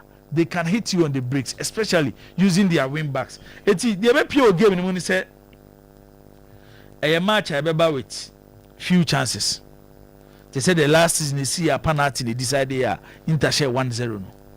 Sana Arsenal and Inter Milan game no and be chances be bre Inter be concede possession their ma Arsenal because omuntimi Arsenal stand to so mo could possess ball no. Arsenal will not play like Inter Milan. So mo so continue to defend it, waiting for Inter Milan to attack them. Normal hit home on the bricks. That is not Arsenal. It's two different teams. By the process to get to the top. Sometimes ultimately as we share on my competition on team establish on more. The moment Arsenal wins the Premier League, the next target for Mikel Arteta is to win the Champions League, which Arsenal has never won in their history. Based on the Omoye in the last season, do semi-final of the Champions League. Obi Oye Arsenal and Obi Oye football BI is expecting Arteta be better than last season. So what about semi-dia Esoko final? How do you get there? You need to beat set teams because in the last 3 seasons, Inter Milan bought Champions League final too, and they have played against some of the traditional teams in the Champions League, beating them. It also be so through Slobi now Kobo final now. You need to meet set teams because their mentality to even play in such competitions. No more you don't want to do final no. Unya so be sure no test areas ade no. Say kwan mo fa so ye no yesu betimi ayebia. Eti we a big test at the Arsenal. Based on last season no mo try Inter Milan show mo 1-0. Inter team said will be a can this season are not good against a top size. Liverpool club show mo e was San Siro. But I think we are one gamer. Last few games they are not performing to their standard, but it's difficult to beat them. It's in a game no. Any game goes with a beer infrastructure. Most show individual mistake. It be a player but could be and how a team na see a structure and also a BT structure na go. It be a bonus player but could be a mistake. Maybe our capitalize on it. Not they say Inter Milan. It's Arsenal Inter Milan. The 1-1. Okay. That was our game. A draw in that game. 1-1. Right. Benji, Tino Atlantic, but my main for him from I think I have 1, 2, 3, 4, 5, 6. Let me do some 7 or 8. Also today Arsenal will lose. Greetings to Okumkom, where Benji on fences area. Kofi can say so there's a difference between criticism and mockery. They were just mocking Martinez. That's not criticism. Okay. Mikel Osama, brother. No wonder gets the vice president at CAF. Look at how lives are being lost because of a corrupt decision to have Morocco host and win. Where they ever get on? Okay. Mfuege Zeze Mukwala say, "Time Butcher's comment reminds me of the feud between Wenger and Mourinho. But seriously, those legends are very annoying. I'm in 100% support of Butcher. Greetings to the entire crew." Kobe Mensa say, "The so-called legends of our club are dragging players and managers to the gutters just anyhow. They should learn from Rio, Henry, and Wright of Arsenal, and who mostly criticize constructively and not with emotions or anyhow." Kobe Mensa again. Nicky Butt wasn't an ordinary player, but wasn't exceptional either. Same as Gary Neville, as compared to Scholes, who can be described as exceptional. Okay, on Nicky Bat. With 6 Premier League titles, Aki Josena was just a squad member. Anyway, Odegaard does more defensive work in a game than Eze. Also, he picked balls in the deep zones. That's why Arteta prefers to use him. And let me read this from Sly finally on this United thing. I'll say, good morning. In as much as I don't support Lisandro coming to reply Nicky Bat and Paul Scholes, I also think that Nicky and Paul sometimes takes things too far.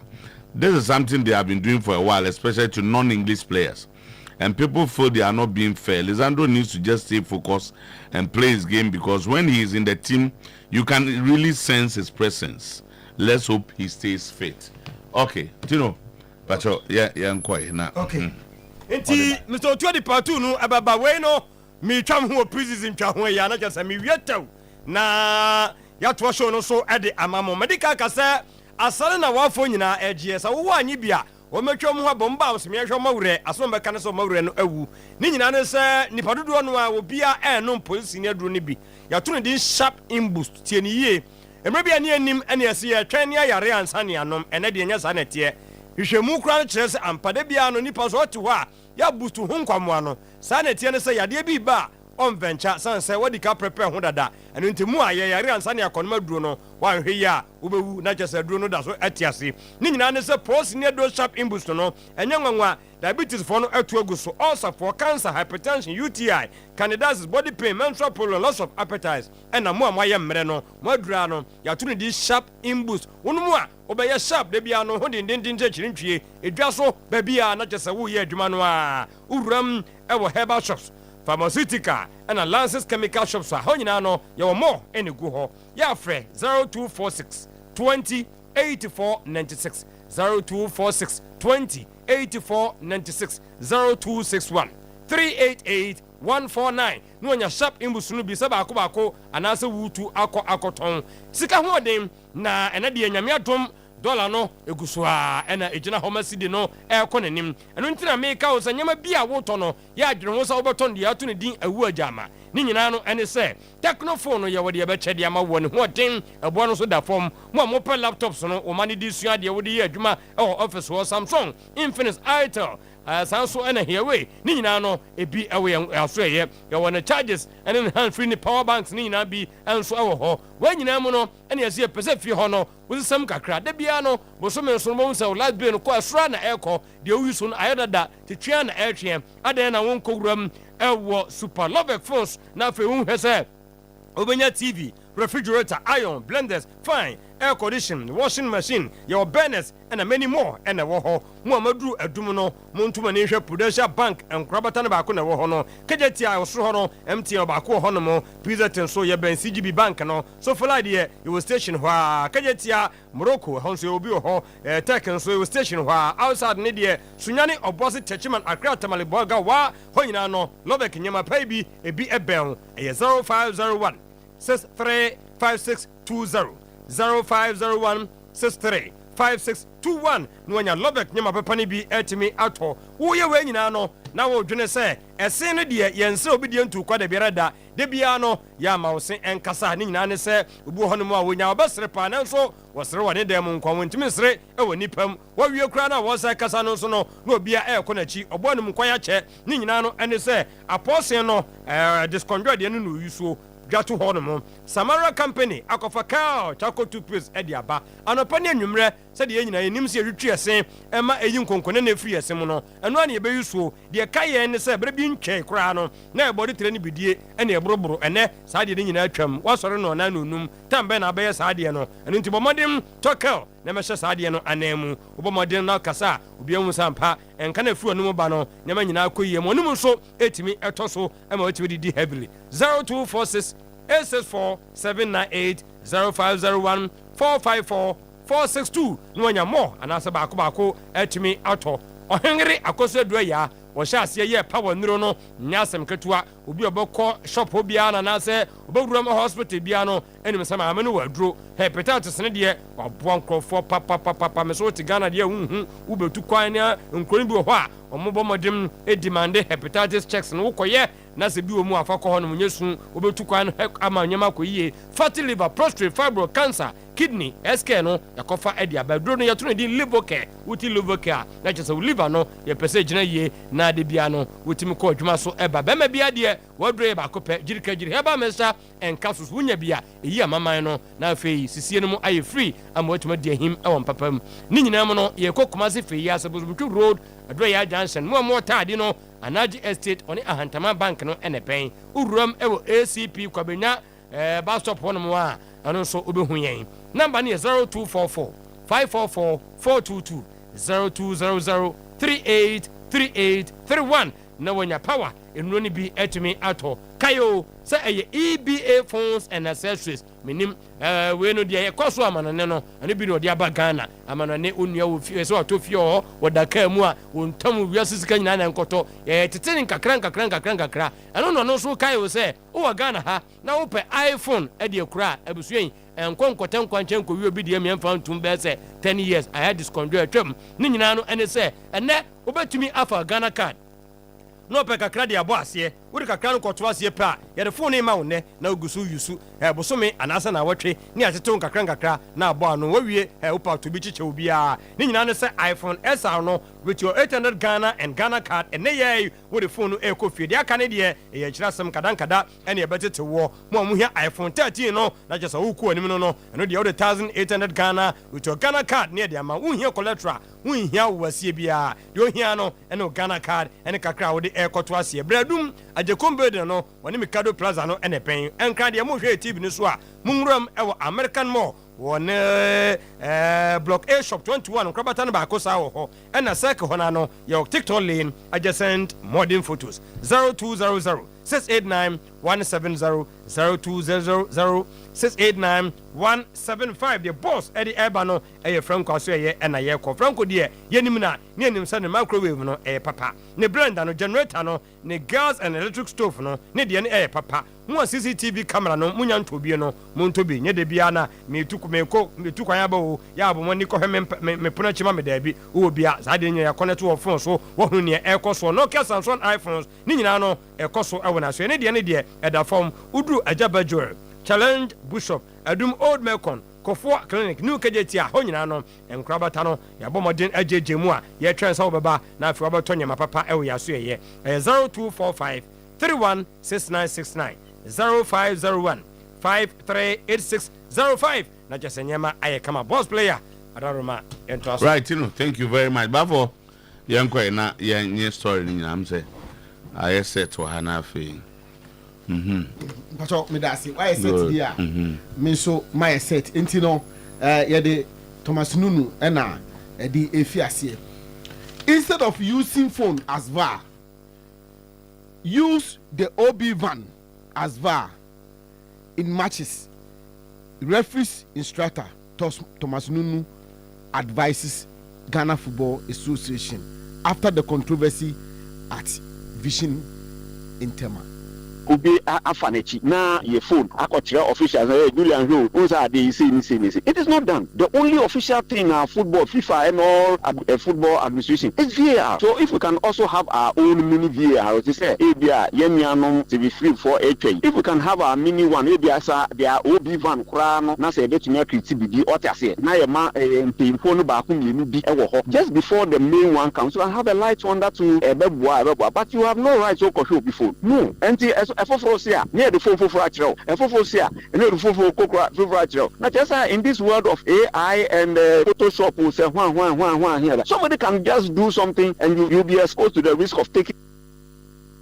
The data, TTT, on say no, the phone thing, a issue, I have no power. He said, what confirm is ampa, and no use phone, and take a decision, or say, and yet, what?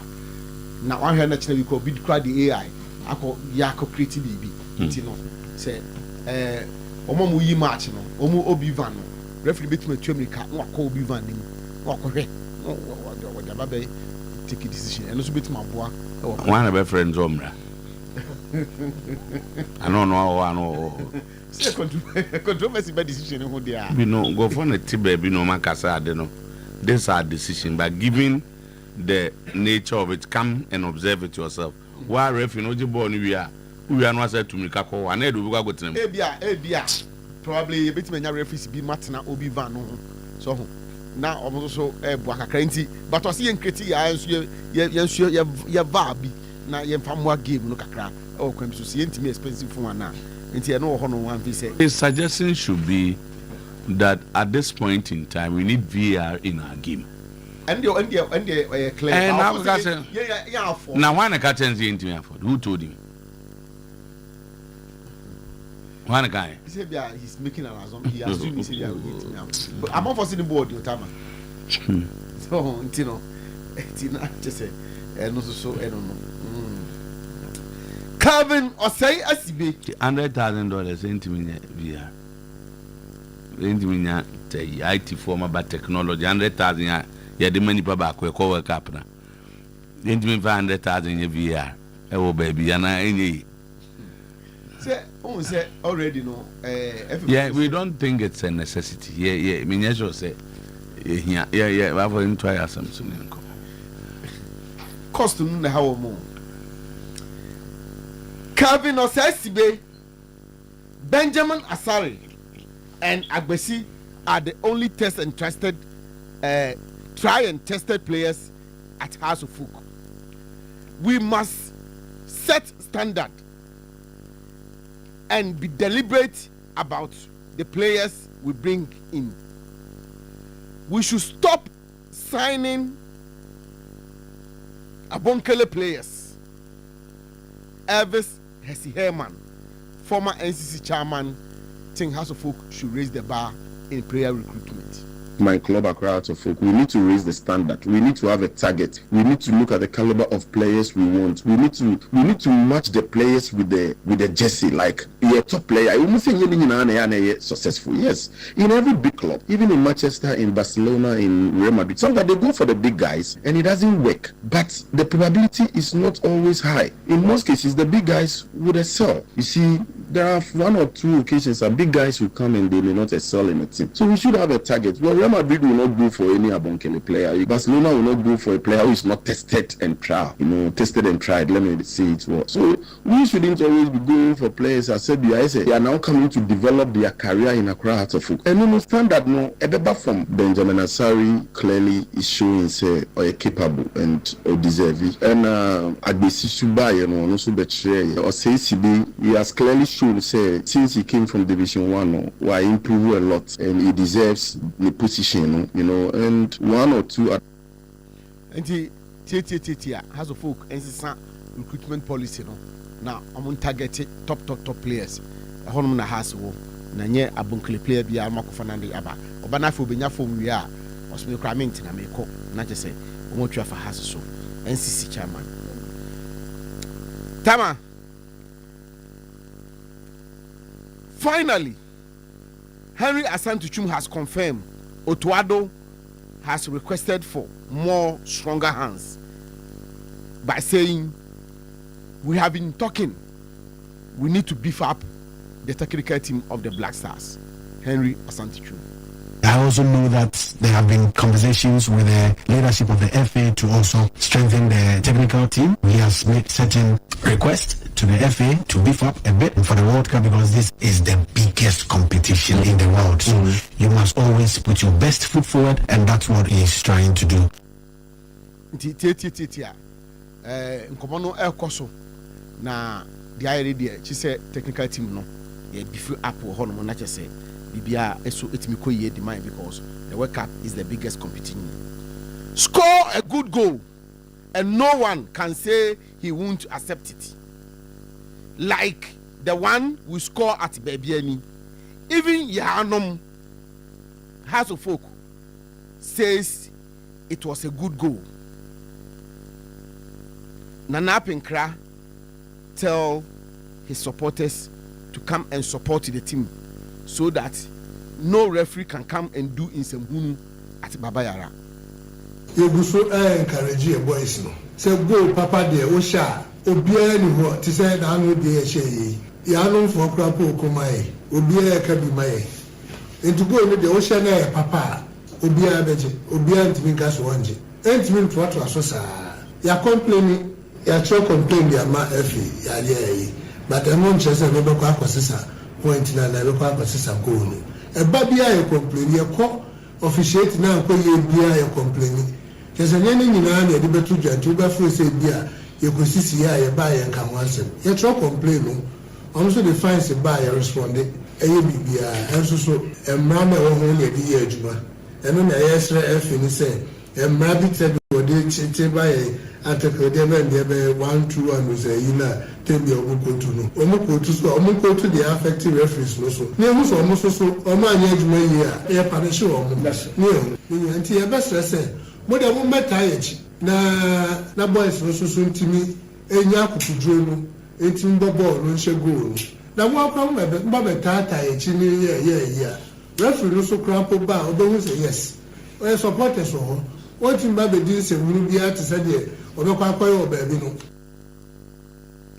That time ahana me di wusie. Na lapin class supporters mo pra mo de mo meshe baba yala. Na ehwe say referee ba obeto be din say mu no ho no ma. Titi. So we there only a one idea. Oh, Debbie, say na when na me worried kakra so say mu che go papa obi antimi gas on. Baby anu go no na nye clean. And o see anu mpo. No enam say clean go nti no. Ya anom which ya anom nkonchen me be say mu so say. O she go papa obi antimi gas on. And it's a follow up of go awasha obi anye. Enti ya mena koye say go na kotokoshe obaby and na nye papa na. There be a general discussion now or says it's from the back of kotokwa go obaby and ya anye. But we see enumpo no house for crack can be mom so we the name. Na just so much go papa so anye. Okay, in that context in the what much go papa anye. So ka say o go papa obi beje dia. Me the man dem say na o ya ka say biana one basana mimi hu no say baby any go na nya papa na. There be also and no papa. You can score a good goal and a referee can decide something. So and the baby and no say a good goal. Tina ya no cramp so we there. Na the referee na nya. Say no na work say. And the just say you can score a good goal and the referee no allow it. And but so we young quiet. Na referee for no mutimi medin say mu no banko ado. But Henry be yi o to kakra o. Obeyi beto. Otuo-Acheampong so hian say more thing. O see beef up.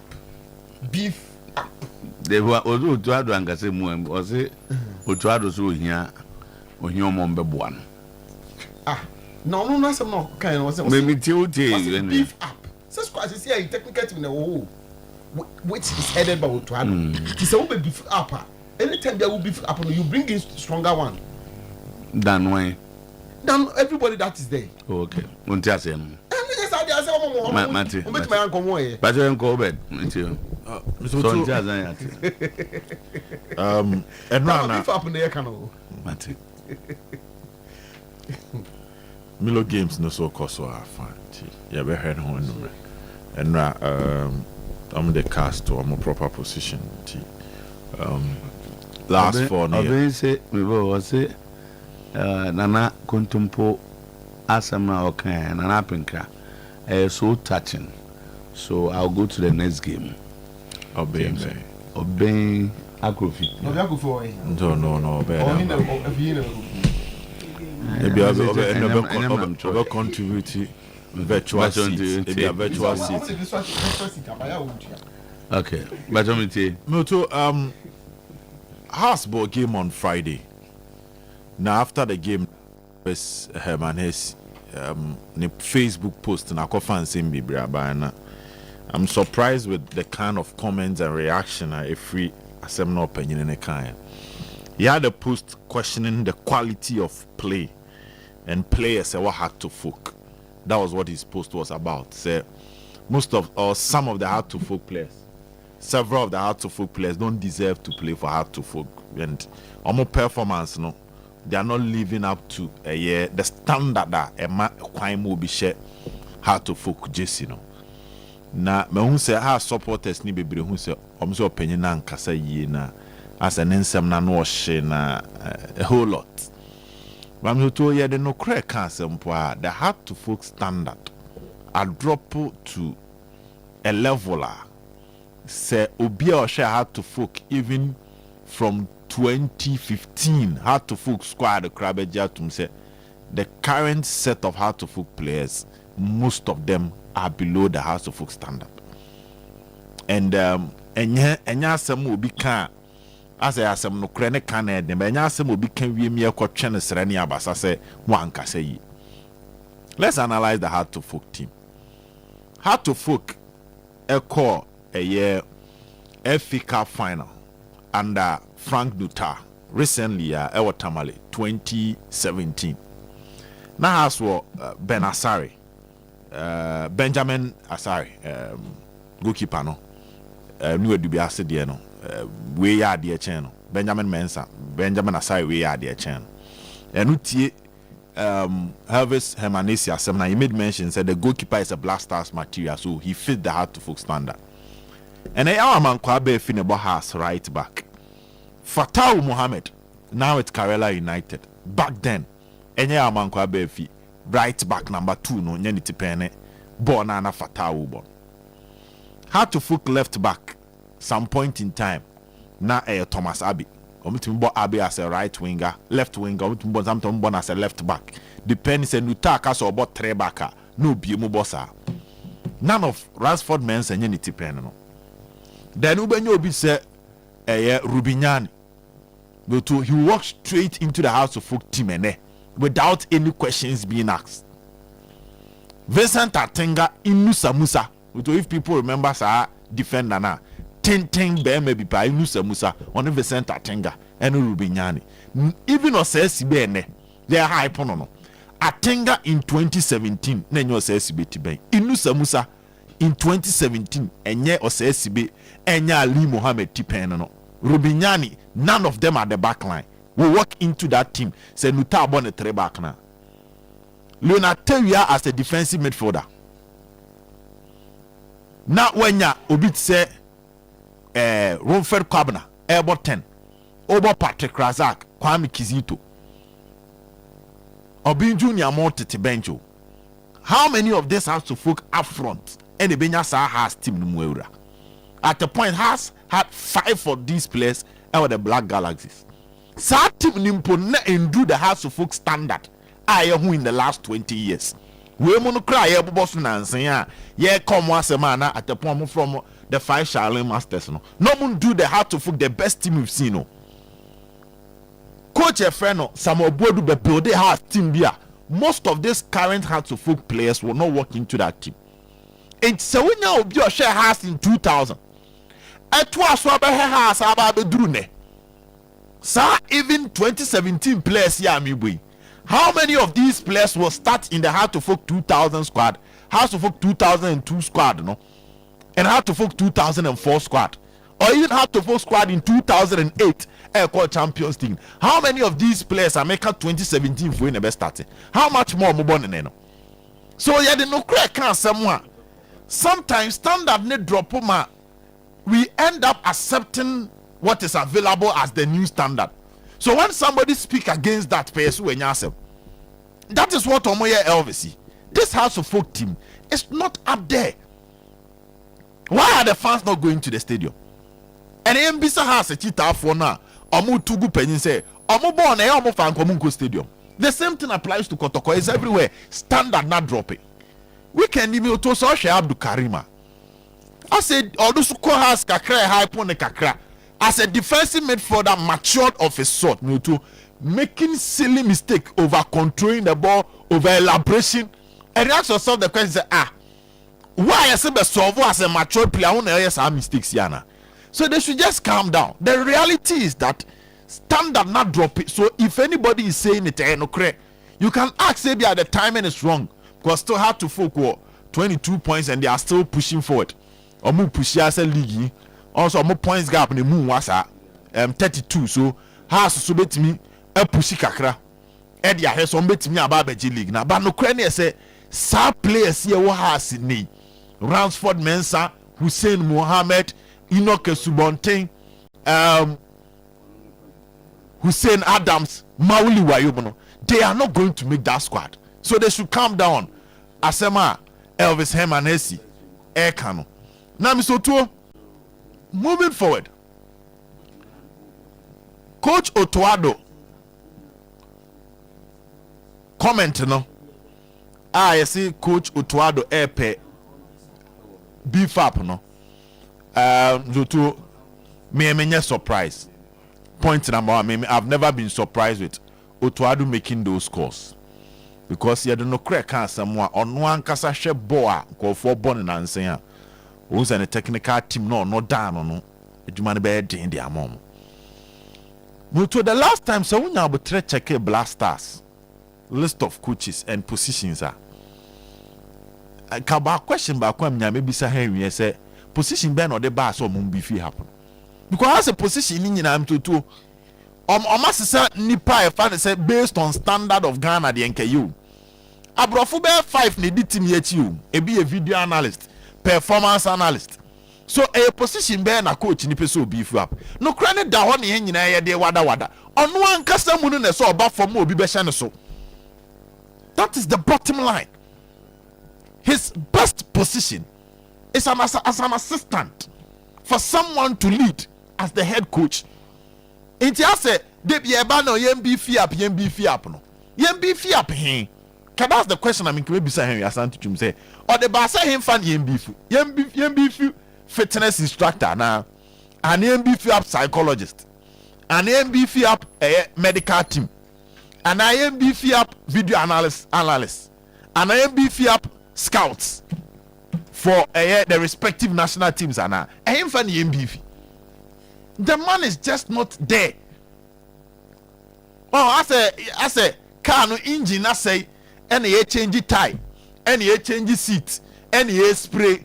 Think you see yes and your man a car ni be tumrika. A car ni engine no.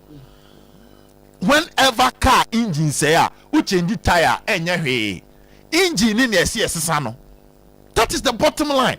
It is CMB free up na yenya leather seat bi ni spray eno ma ade ne ye car na ho ode no say betimi asi kwan so atumrika no e ho na asem no wo e ho ne Otuo-Ado no said yenya backroom staff said then no kika ideas ni bom because there should be a structure. So as there you have to submit all your information to the head coach for him to give the final decision on the way forward. And so he can present all the information to him, all the facts and details to him. Say na say akola our class 6 and kwa university for quiz. Lectures ni betimi prepare note ni nyina de ama akola no kotena obewe. That is what we are facing now. No, I'm just giving an example. In that context, in the contest. Is it about Otuo-Ado? The point is that he is not there. So no matter the preparation, why? He is not competent in Amidu. Why? Based on the Otuo-Ado be far Ghana Ejumano. If you is that by his CV? No, his performance. Oh, okay. His performance. And yet, baby, the why that. No, me don't say.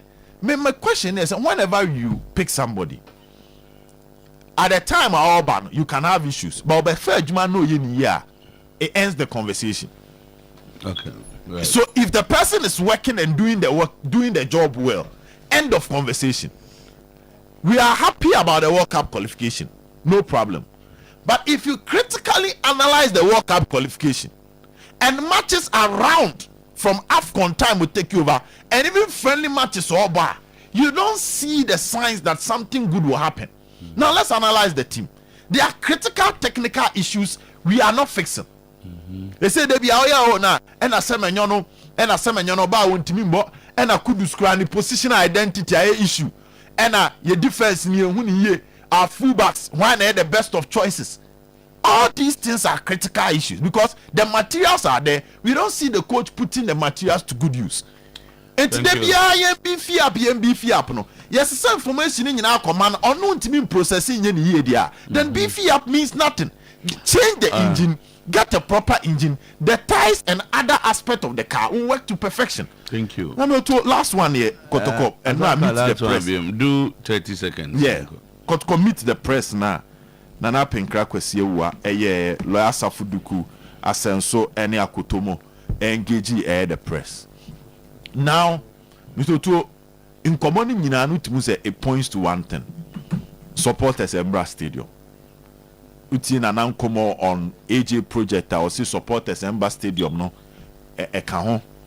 Uti ni komo on yes kasem or ka supporters Embra Stadium Utieni nkomo, even team performance. They need the supporters to motivate them.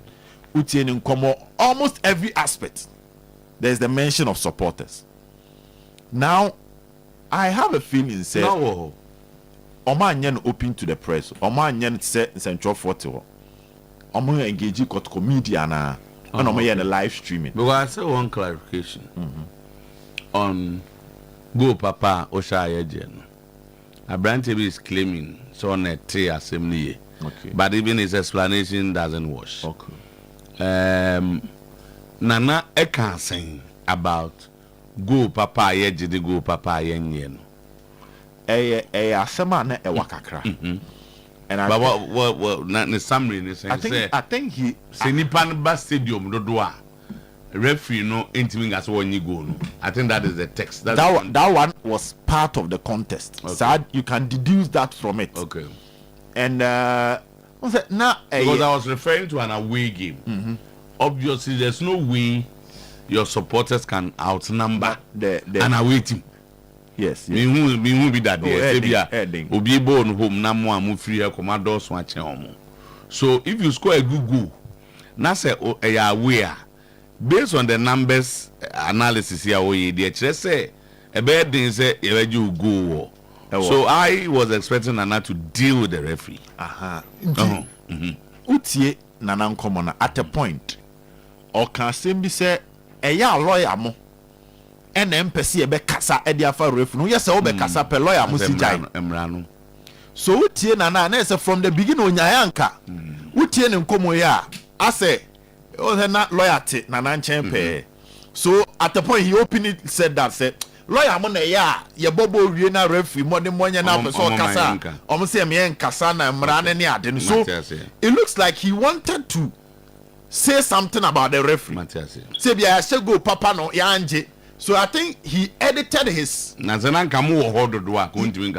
he edited his speech to avoid instructions ne advice ana la safudu kum de man go me to. I think say Nana Pinkraka say ebia referee we sisi ani ade a the FA the betro ni sisi a. Debi o we obekan. Nya debi na FA. So far they just say yen share na nya obi a waka sa asem na nya ne tirima didi a green paper number o. When you say you disagree with the referee into your head. No, I think so. Say you go ya you say ye. Medium susu say na you go. As a referee na you go no. Well, the FA cannot. Hey, and there's any can no. But so far there's obi. But when you seek to denigrate the referee. But also cause a referee na you go indirectly you make us you are inciting your supporters against the referee. Hey, sir. Don't bet ndi akwa say you say no man say baby go for can be there. Now I heard that saying that Arsenal had the penalty referee na. Nobody charges you for this. Moto Ghana they say so can asem na. Okay. Enti say no obia hu say ne ma mentrongu paper so ne mfa nko enti ama I think Nana edited his speech. Okay. But Moto, the important aspect and the big news had to do with the supporters, calling on the supporters. If say the management of Asante Kotoko realizes say everything they can do successfully, sponsorship, maintaining players, contract extension, evolve around supporters, then their attitude towards getting the fans to the stadium, being on the good books of the supporters, it needs a new direction. Okay, we'll probably can discuss that later. Zach, so former House of Folk NCC chairman, Elvis Herman Hesse, the issue about dropped in quality. I know I said it's Nancy more kind of so in terms of how the quality has dropped and AUBBR. And now I was surprised with how some of the non-MTSA people were attacking him. But Muti in the Kazano. We put like meaning the word to use. Where follow up to what he said first. And a follow up also problematic. You cannot call your players Abonkele players. So he says no, you don't do. You are chairman of the supporters. What's the players be? They say number 2 no me ade no gobona Abonkele for no enkafiana. Or you expect that Abonkele to give you results. I think that's never ma. Or my quite worried. The first one was he used the word several players are not to the high standard. That was the first person. No, you used several. A bit of people from the Kayaka. Onya sa problem. No, you see, so today, truth is that football have changed. And the Brinano and Tiase. And I even have problem with people comparing today's players to yesterday's players. Yes, I obey mistakes be brave. Now, in Titia, the my boys in Mpuno, when they start football, different from previously. For example, today, skillful players are being taken out of football. Oh, sir. Unta home bebre. Almost endorse football. Those days, uko teams are saying na ubon catch a phone room. But today, elsewhere, even Europe, even Brazilians in Pono. Now, when they come in Europe, they are forced to change their football. So you add technical abilities to your catching. Yes, because now, sir, rank check mom the they are like. I've read the saying. Ghana new Manchester City. The other day. Dokumu. And yet, they're not just still but you need to add something. But how you see now, some players, they almost a few teams in the home. They are starting to survive one change. Say, at least when Oshia match, they are also match. Are you saying Manchester City ball biggest match last week? To say, I am part of the rotation system. Who see a match or the transfer? And yes, sometimes you may see now also criticizing now picking the game. No, checking. After now, the Harry now. When watch yesterday, no a pundit on we give them one and run. And before they give me 1 hour analyzing a lot of things that happened over the weekend. Now, I'm picking the game, analyzing the short force on that game, and they I consistent about team. And I'm okay. I said Debbie, okay. I said on a pep man in starting windy because the game now person obono today morning coaches no allow. I say I'm say they don't like it. Say empty ball, not that down. All the I'm say ball no, I kick and run and go. So they are changing. And I'm in the football. No, when you are watching football, you enjoy it, dynamo.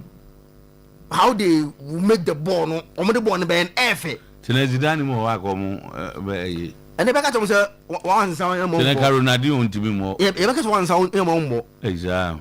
That's why they will tell you once I am on more because you have to run with the ball.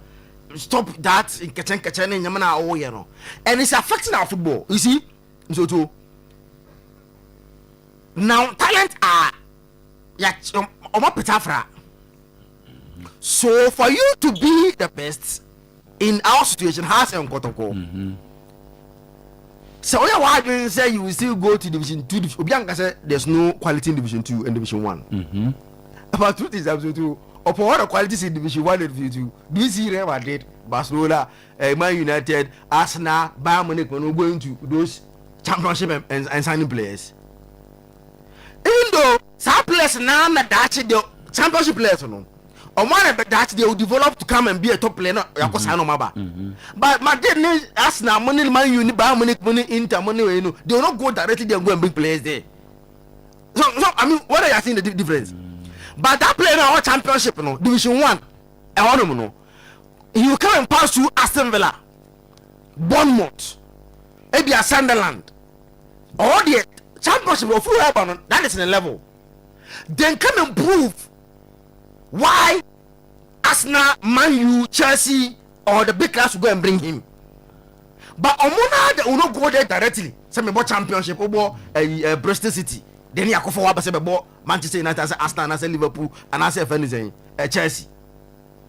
It's Anona today. Kotoko and us are getting it wrong. Say they are talent in Division 1 and Division 2. Yeah, they are talents there. But you their level no. Talent no Division 1 when he becomes matured after passing through all the ranks, no Kofanaba. But young Kofana say, oh, what a team, oh, you big team one no. And you know when you do that, some player out of Division 1 no. Heart of Lands Akophobi. Some player out of Division 1 no. Some just Akophobi. How why Akophobi?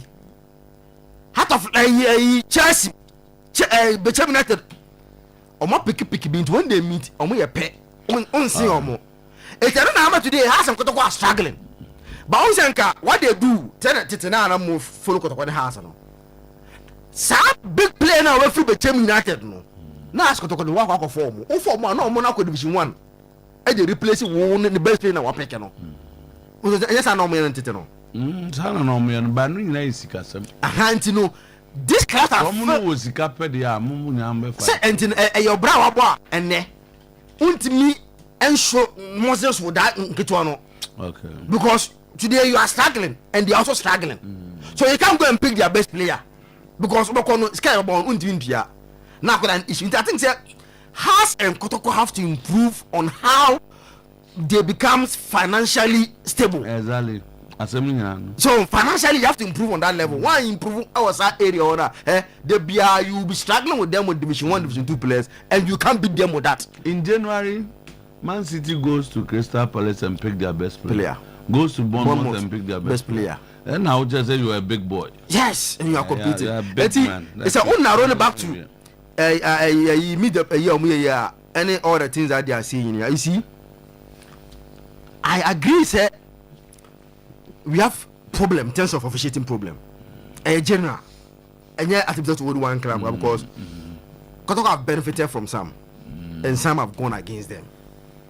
I could also they are consistent, and I don't want to say almost they are consistent. I don't want to. But I'm analyzing from a perspective, say a general problem that we are facing. Then now, Baba Yara, Heart of Lions, we saw Omenu Kotoko, Ekotia Lions, Kotoko benefited. Okay, Young Apostles, Ekotia Apostles, Kotoko benefited. So, Eti, what we are having here in Ghana here, referees who just say, Omanyade. Say I deliberate, say deliberate, any intimidating because me can't was my main car because be more what today they are becoming richer than even the players. So some referees are becoming richer than the players who are playing football. No one. Oh, another one of us also. So it's a problem. 2 minutes. Me we know Otuo-Acheampong. You see, offer MS5 Ivory Coast. Over even Pape Tiao. Timothy, me tries me with over question. I look up over Pape Tiao. Mongoji view. So no U20. There no team be Senegal or some small team be. And they no do more chan no man. Also Odika U20. And or they Sabo no omo for them now mo na ko Kamara mo kwaje U20 no. Orom ko chan. Orom kwaje. And ran. And promoting no ko e. And ran. Eti he's so well. Yes. He's one Afcon. The difference between Omono and any the training that Omunyai template no and unse Omo most of them no training in Air France. They go there good academy. Sa boys no players and coaches. Make coaches no. Na Otuo-Acheampong Germany dear France. When you team family Otuo-Acheampong. So I go France. You see now on Germany I would not travel ball like where there's all but you see me problem say every good coach beyond must have a very good assistant coach. And to share they are attributing the Carrick here and now to Steve Holland. So they carry then they one match to find example. No, but say at least they are say no say all of yeah onyam bobo no I don't be say Steve Holland experience assistant to Carlo Ancelotti, Mourinho, wine big coaches at Chelsea. And be assistant to offense in Gary Southgate at England. It no experience he will guide you. But also yeah problem here say not only experience no. O shene tia dan the first person you see there. Oya. Don't pay sir. So what was the problem? As well, look at assistants even and then now look at the offense Pep Guardiola, Pep Leanders, and then the first assistant. So Shasna, you see, I'm pick experienced guys who to be their step because they believe say they are still learning, but woman was some experience. But at the end there, Otto, of course, emotion or 10 and the first person you see, don't pay sir. No, yes, we are. Debbie. I am from problem to problem. Coach South Africa. Bob Primo. EPL. Coach in South Africa. He's been to the World Cup. He's been to AFCON. Coaches. Need the calmness to say, experienced guys. Pressure for move. Once you the young guy open one, was not to calm. Was the game. All right. Coach Otuo-Acheampong say MBF up in the technical team. And Sunday 2026 World Cup. And that's now crying Henry Wamboye. As I come my areas because many so Otuo-Acheampong be sorry preoccupy. I because MBF up in the technical team. Obama specific areas. Ebi me here we were, me here we were. You are do Otuo-Acheampong about Ghana for say the Ghana for people mufanya no. That's why I can't say netra. And the Otuo-Acheampong near end. So Otuo-Acheampong there. And there is all kinds of Ghana from Kotono Swaba, Coach Ben a Persia World Cup. I mean, yes, so Otuo-Acheampong being 3% of even Ghana population. No master is a Kakosiapia and go technical. No, send the only say Maso. Okay. Banka list. On the Caneno. Kenya bad. No, Caneno say Black Stars a tournament. It's me the coach Afrane. Some do. Maybe on the team, maybe on a year in charge of physicals. Based on the background, but Osai coach, it was some do near the CK Genfi. Your squad adequate to new. Your squad adequate to. Omunina so be at quantity coach Blasters money. But Nindian Yansani Baku for Trimutino. Your parody the best. Nina the interest of Ghana. And can they Kwasia PAE? Maybe a Kwasia PAE probably bid national because work up a busy baby. Anya we say work up no kubida. When him say the city, it is a young quiet cheap Brazil of Fabrunibia, maybe a uncle boy Otuo-Acheampong. I know Kanoko can see a Ghana for because I know more. Now, me, my baby say a DBS after 2006. About 2010 World Cup review. So 2 World Cups we Ghana power. After Mana Baba say World Cup the china as a World Cup. Akwa Mana Baba do stay say even when you need facilities to even host a World Cup qualifying game. Because of qualifying for World Cup, it's a bit pushy and one such a young World Cup maybe. Sabrina ne yakosa World Cup no. Because ni nkobida the kind of preparation they required was different. Wiki na meka ekwan fa so 2006 World Cup. Yakobo Cup of Nations 2006 in Egypt. Yanya the changes here no Black Stars team. And changes na yako 2006 World Cup na so bamfa so. In number of saves so yeah. How influential na Asian here in our team.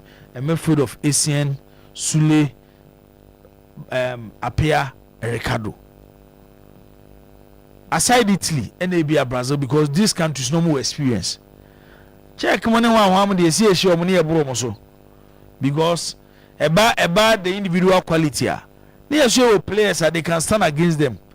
And I check. Yes, Czechoslovakia had history when it comes to international competitions.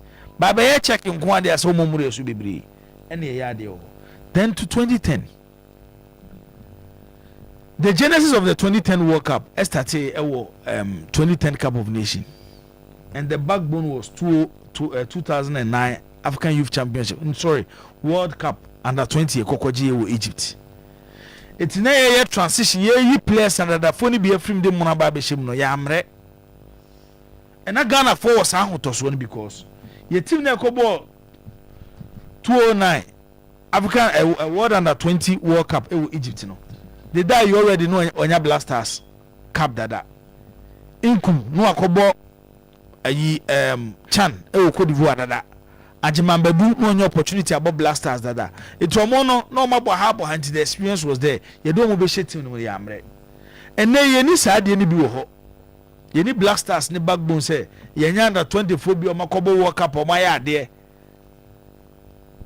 And yanya coacher wako tournament be a wire there because Milo no the Cup of Nations 2010 Egypt no. Or the ball final. And Egypt say 1-0. It is our coach in this place near Bano. Your more time they can do well and World Cup they could do quarterfinals and the Uruguay film. A baby a gymnast is here. yentimi nka saa story we bi because one obia onye opportunity here Cup of Nation ehun say African countries no ko Cup of Nation no ko World Cup no omomode mbo wo so chen obia o hwe Cup of Nation ko so Morocco ehun say coaches no ko Cup of Nation no omo ya de chen coach no akwana assistant papa tiao no no Teddy Pellerin checking in background ndi unzo di ani no kura na de ono kura na de tutu otu ado ho no mizo tuti o wakone chi Senegal under 20 and obe coach omu local national team edo omo je cha it will pass through the ranks and sign the national team ne man time e de Black Stars ma coach Kwesi Appiah no de no waye ne akwaje under 23 all African games o Maputo coach Kwesi Appiah na kwaji yo number of years I know I assistant coach e Black Stars especially under Milo. It's anya hwe kwane ya na pass through the ranks Otuo-Acheampong de yakotam ne na besi ye kon ho so no ya assistant e ma hwan ye ko Cameroon but who dey check is akwaji si aye bom din anya hwe Kwesi Appiah na 23 just to understand how you be prepare one more about coach the senior national team eto de ye sheda prepare omo si ye Kwesi Appiah ne be du mrebi no ye pe local coach biam na coach Black Stars ono na de be ma no and one of your best campaigns when it comes to World Cup qualifiers 2014 mimi jitumi say enyen sensem ekosi wo Brazil ka the 2014 squad be better than the equation of 2010 and then 2006 but sensem ekosi yentia because most of our players whilst if you say they be decline they be so obu peak that could have been the day I use World Cup. Asamoah had a lot of experience. Ye the ACN by, ye the Sule by. Shobi ti se Kodwo Asamoah. No when the peak period. Even Harrisonafo, watch Harrisonafo at the 2014 World Cup of Brazil. It was Otuo-Acheampong the answer that prepare no. Ye Otuo-Acheampong so na be throw letter akoma FA for CMBV of the technical team mano. Say World Cup na ye ko no. FA4 ene aban omu interest enye sika omoko akwaje a adenti na ese ekọ World Cup ni eja Otuo-Acheampong sa na okọ World Cup yi ye mana kwa yese bonus sina ye kwa akwaje no appearance fee ene se oye FA member na okobia ali su benya sika kakra ho na ye interest ni wo ehia se eja Otuo-Acheampong ko a na de ma asem ni ye hu ni se ye twa akosi March 30th ene ne Germany bebo mebo a na Germany a share 6 I don't know Ozay Lecture. I know. Say Germany beje Ghana 6. Me too. Ghana Black Stars. I did say na okay. 6. And not even J. Hey. National team will work out in 6. I did say na me too. There I don't want to be 6. Dey. I'm to dey. And they want to be. Yes, I come out mo e place bebre pray. Dey. Ebe ombe she awie no afi na ne ebe ya adwen se eni enye bibi ntentem March April May World Cup ne no an ewram no ne asako World Cup ne ye free group stage ne dia ba obi a wahwe Black Stars bia qualify se eboyi by the World Cup ne fe ne ginyame yenye ye technical team ni se Otuo-Acheampong no ne de be kwa ye mfo mum nsem odin so meka no ho se nyon no so ne be yi na animanim ya yenyi no Nyemfo bia me da bia me say the biggest interest should be the country and you will be personal ayi nti e ho no yenhwe ne ye has asem no ade we no has supporters o maka na me to ma say because omo munye opportunity here 2000 squad na je Champions League ene ne ma beje Confederation Cup 2004 abro mo share kotoko no obi a be man opportunity to work this has team sa no beka ba me pese me bisa asemo Ghana Premier League na yebo no nzuto ye ko fa sa players ne ba and they Ghana Premier League do was the best at team ye nya ba akokra obo Ghana Premier League no bewrem Black Stars sa has team na jeje competition ka ye nya ba akokra bewrem ade a ha o my Ghana sese ni say ball no asese otom ye mo ball no wo Ghana hankwa na ese Ghana players A good time in our show standard. Real Madrid, Mono and Odom example. Spain players in one about Real Madrid. Real Madrid now go for Mbappe. And Real Madrid now go for Vinicius Junior. Real Madrid now go for Jude Bellingham. Omo yes Spanish. Baby abo na duru no. So wo hwe wo man nim. Na wo hwe wo standard no. Wa fefo aw no be compete. Omo na wo hwe omo de your recruitment. Wo de kakra yi kwa kotokoko fa samba bayi. Hwe samba na hwe kotoko players na hwe players no bo Ghana Premier League no. Na for mo toto samba ho. Ye de yakwa ne yakwose sabia ne. Na nsen ya mzoto Mbella ni mfege be nam krom ha ehu omo no. Hwe Mbella ni mfege.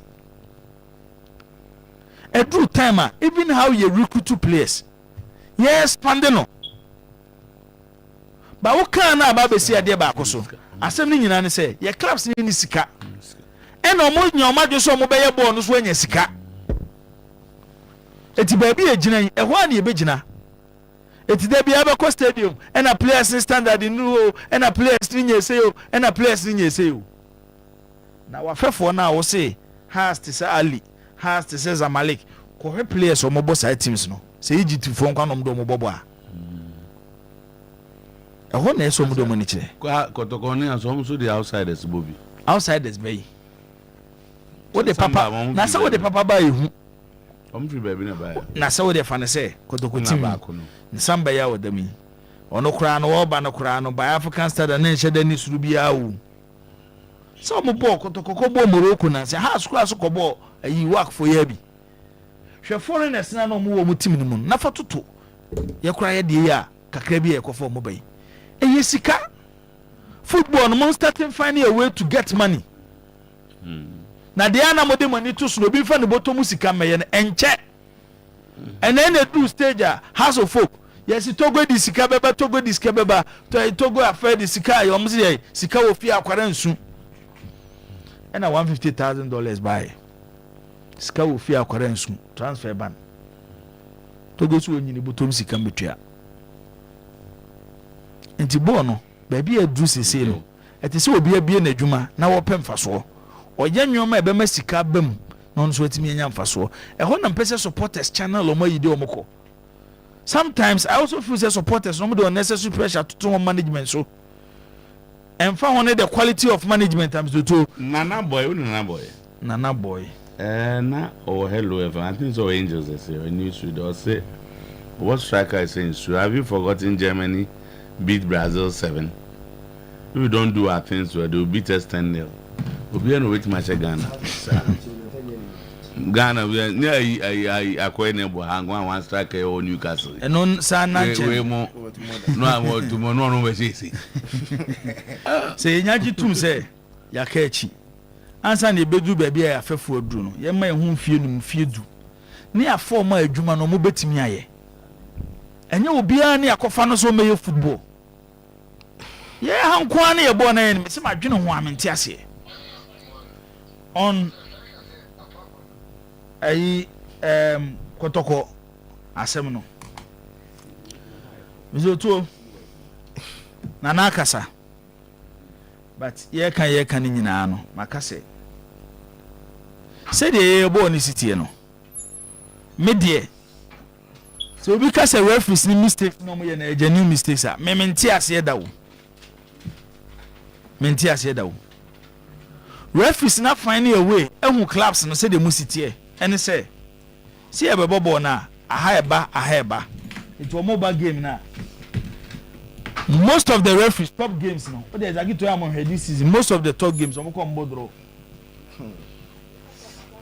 nti ha ni age menya one oso ni age na obi akofi na obi ahoto no ade e betimi ama na twa ene se Ghana Premier League clubs mo amunu se sika mo de ma referees no edoso chen sika mo de tua mo players ka.